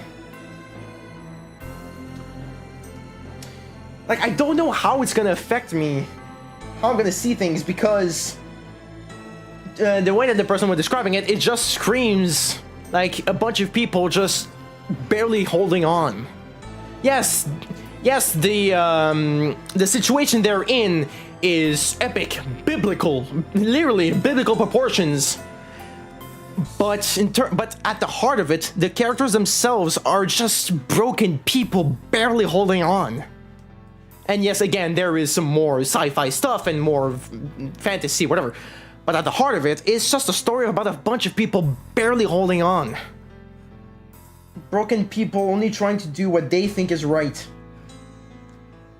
And to me, that is horrifying. Because something so simple as just people doing what they think is right is literally the definition of war. War is just war is just soldiers following orders, doing what they think is right. There you go. There you go. I'm gonna put this one, and it's horrifying to think about. Yeah, Nerve is really planning for the end of the world while the other one is trying to cause it. While the other one is trying to cause it because we need, as a species, we need to reset. We need to restart. We need to restart. And again, this is something that's always fascinated me too, which again, I found a lot about Evangelion. So there's a difference between hearing the story points and seeing it for yourself. So it's probably gonna hit different once I know it. But I know about like the sort of full like hive mind thing, and I've always find that like a fascinating concept to me, because depending on how it is, it almost sounds comforting in a way. I don't know how I'm going to explain this, like being part of something that's bigger than yourself, where you're not even yourself anymore at all. You're just the world. You're literally just part of something that's way bigger than yourself. In moments in your life where you don't know what to do, you're given the opportunity to become something more, and then you do, but you end up losing yourself in your process. But for you, that's enough, because deep down, you're not alone anymore, because you're part of something that's way bigger than you, because you're not even you anymore. It's terrifying, but really comforting in a way. Really comforting. I've always been fascinated with that. The concept of becoming something more than yourself. Being part of something bigger. You know?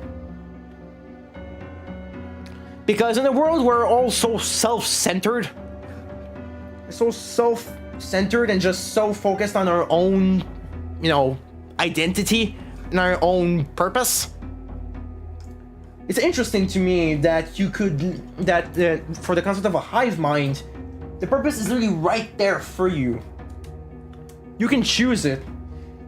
Like certain hive minds, the way that they work, well, in sci-fi, just in general, it's usually a takeover, but the idea that you're given the choice of being part of it, which is what I found out from Evangelion, like for the end especially. Given the choice of becoming something more than yourself, you don't have to be if you don't want to. You can leave if you want. It's only if you want to. And to me, that's such a cool concept.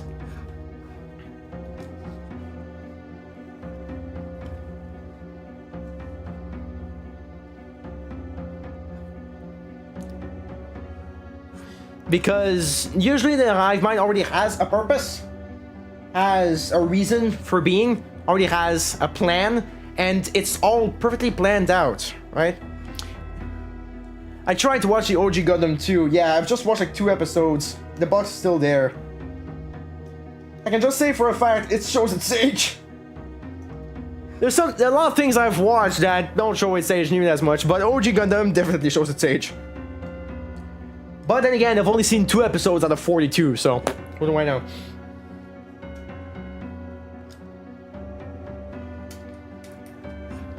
What do I know?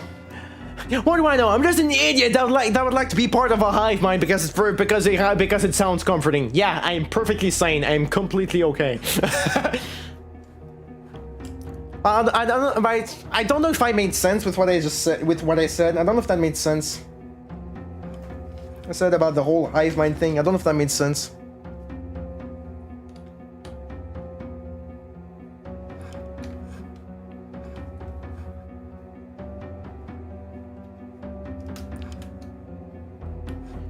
I might think the Borg. Yeah, the Borg are invasive.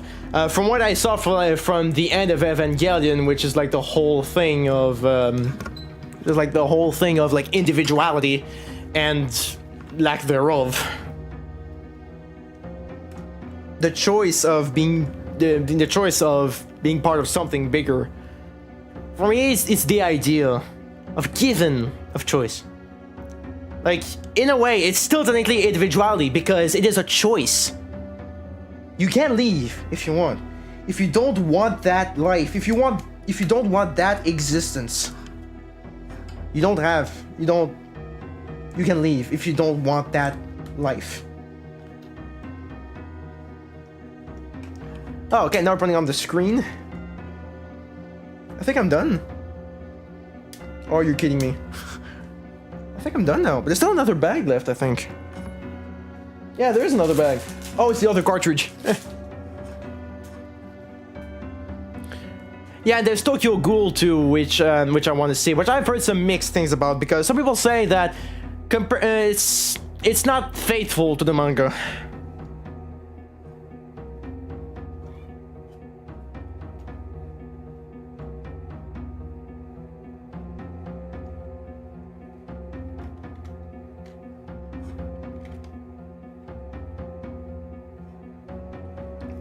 Or you're kidding me.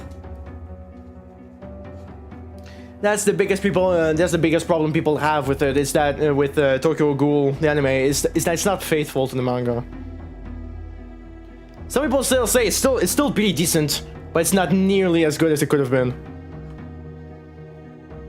Hey, check it out! I've got the on and off switch. It even fucking clicks too.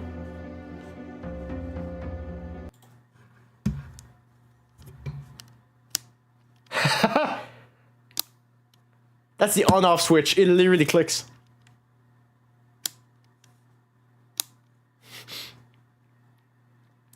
So yeah, so that's the whole thing with Tokyo Ghoul. It's decent. Could have been way better. It could have been something even greater. The OG Sailor Moon series wasn't faithful to the manga either. They made it a lot more faithful with Crystal. Oh, okay, so that's what Crystal is. And I've got the screen too. This is we're essentially done with this. We're essentially done with this. Only thing that's left now is just to do the other cartridge. Ooh, it's hefty too. It's hefty. Nice. All right, let's do the other cartridge.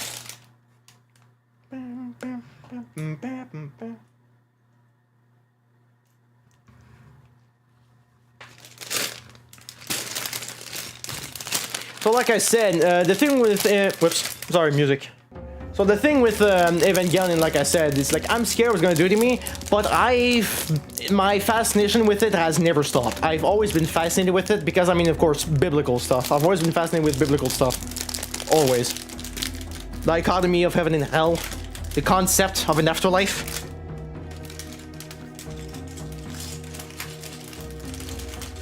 And again, the sort of hive mind thing, becoming something bigger than yourself, literally. Which, even though it's only at the end, even though it is only like right at the end of the movie, of the original movie, but it's still, you know, it's that. Ooh, what is this? Looks like I'm making a little stand. Oh, that's what I'm making. Yeah, I am. I'm making the stand. Oh, making the stand for it. Ooh. Awesome.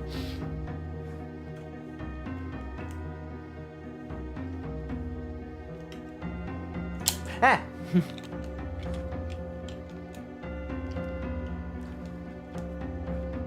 So I've been telling myself I always should watch, but I just never have. Like, I've told myself for years I should watch Gundam Unicorn.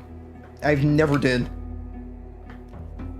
Because, I mean, it's the Unicorn Gundam was like my favorite Gundam, period. It still kind of is. It's just think the design is really cool. The idea of literally of it opening up is so freaking cool to me. I already liked the Unicorn for a long time, even though I had never seen this the anime. It's short. It's short. It's like 5 episodes. It's like they're all an hour long, so I could just go through it like in an evening or something. I could just go through it in an evening if I want to.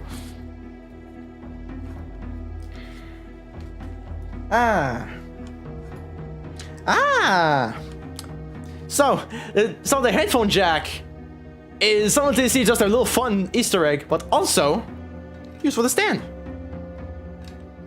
Oh, it doesn't click. You played the shit out of the Unicorn Story Gundam Reborn, though. Yeah, I did. Yeah, I did. I would always do it because I thought it was cool. I honestly think it's cool. From what, even though it is really recapped, even though it is pretty recapped because that's how they work, I still really liked it. Okay, I should like this stand, but the thing is that it doesn't click, so it's very flimsy. it just moves around like this. It's not a click thing, you know, it's just there. Which I don't like.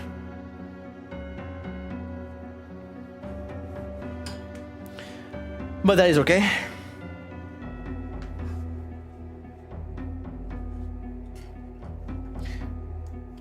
Sorry, this music is getting a bit repetitive. I just thought it was fitting because I was talking about Evangelion, so it's not something super cheerful.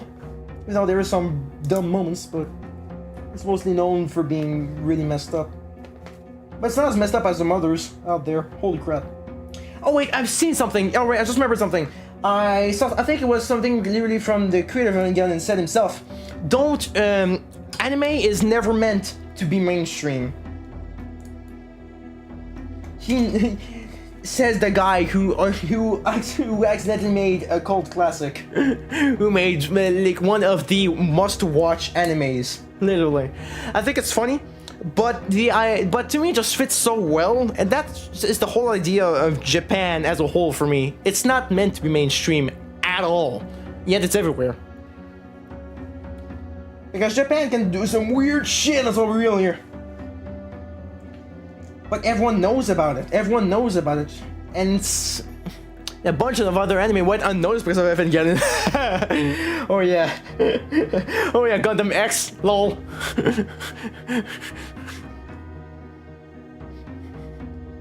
And Final Fantasy Unlimited too. Ouch.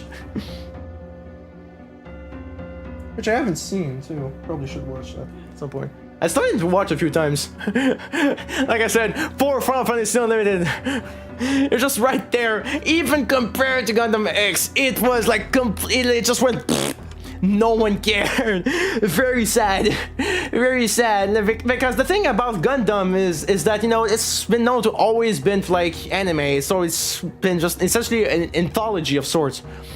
And just Final Fantasy does an anime? What? This is kind of like the worst time ever. Worst timing ever for Final Fantasy Unlimited. Seriously, worst timing. Ending was rushed too, which I have a feeling was because of lack of interest. Because of lack of interest. Because Evangelion took all the space. Evangelion took all the space, no one cared about anything else. And there's a saying that goes that from extreme pain comes beautiful creativity. Well, anyway, from pain in general, there's beautiful things that can come out of pain if you use it to make something creative. And what happened during one guy just had the worst time of his life. What did he do? He made one of the arguably of the most famous animes of all time, of which anyone that still hasn't been able to touch anymore.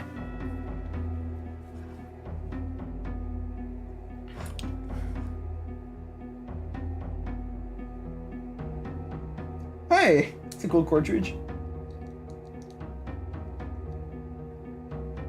This is really a circuit board. Come on, this is literally a circuit board. This is cool.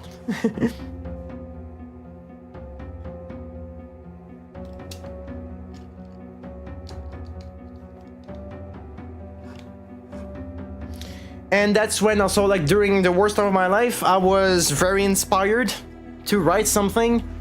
I barely wrote anything. I wrote like 1,000 words for like the Helloverse fanfic thing, which I've been rethinking about recently too, to just do different things. Just do different things about it, because I think like one story aspect I was gonna do, I thought it was stupid. Originally I kept on for like a long time, and then I thought, oh, maybe wait, I should change this actually. I should change it to this instead. Originally I told myself, nah, I shouldn't do it, and then I went, wait, no, actually this would make just sense. This would just make sense.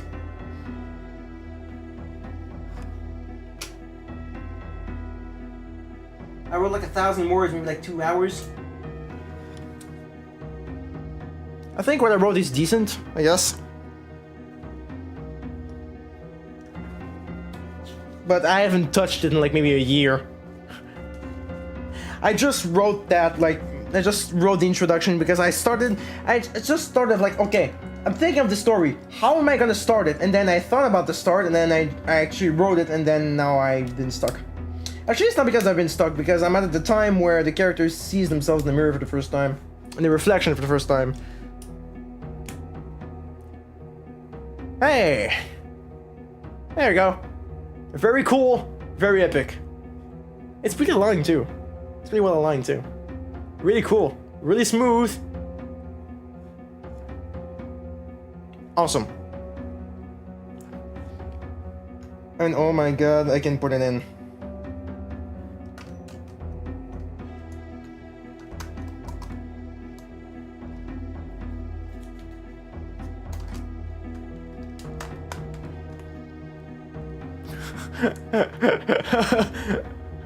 There we go. Just in there.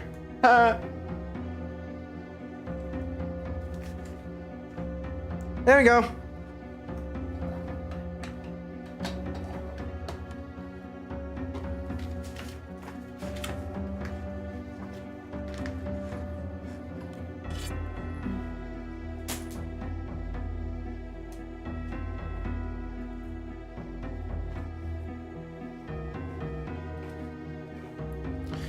There you go.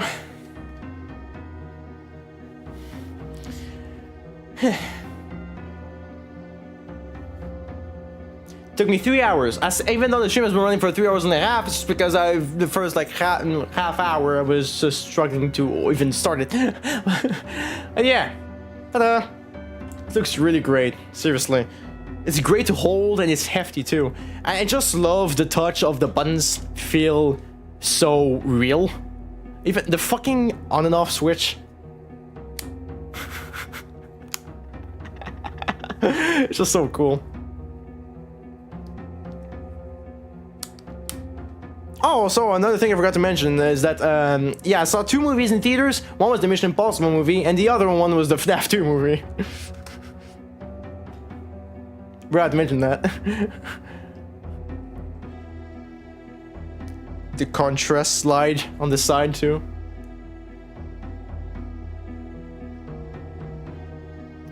And the volume.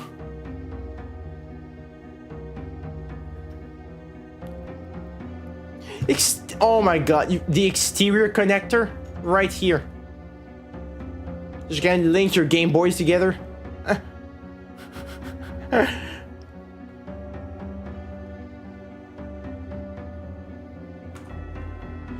Really cool. This is really, really cool.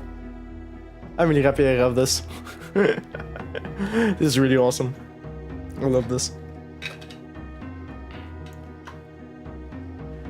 Oh, the game's not there. Oh.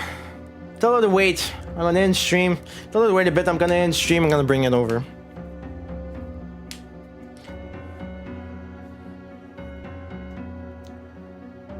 Yeah, that's literally all I wanted to do today. I just wanted to really make this and just ramble on.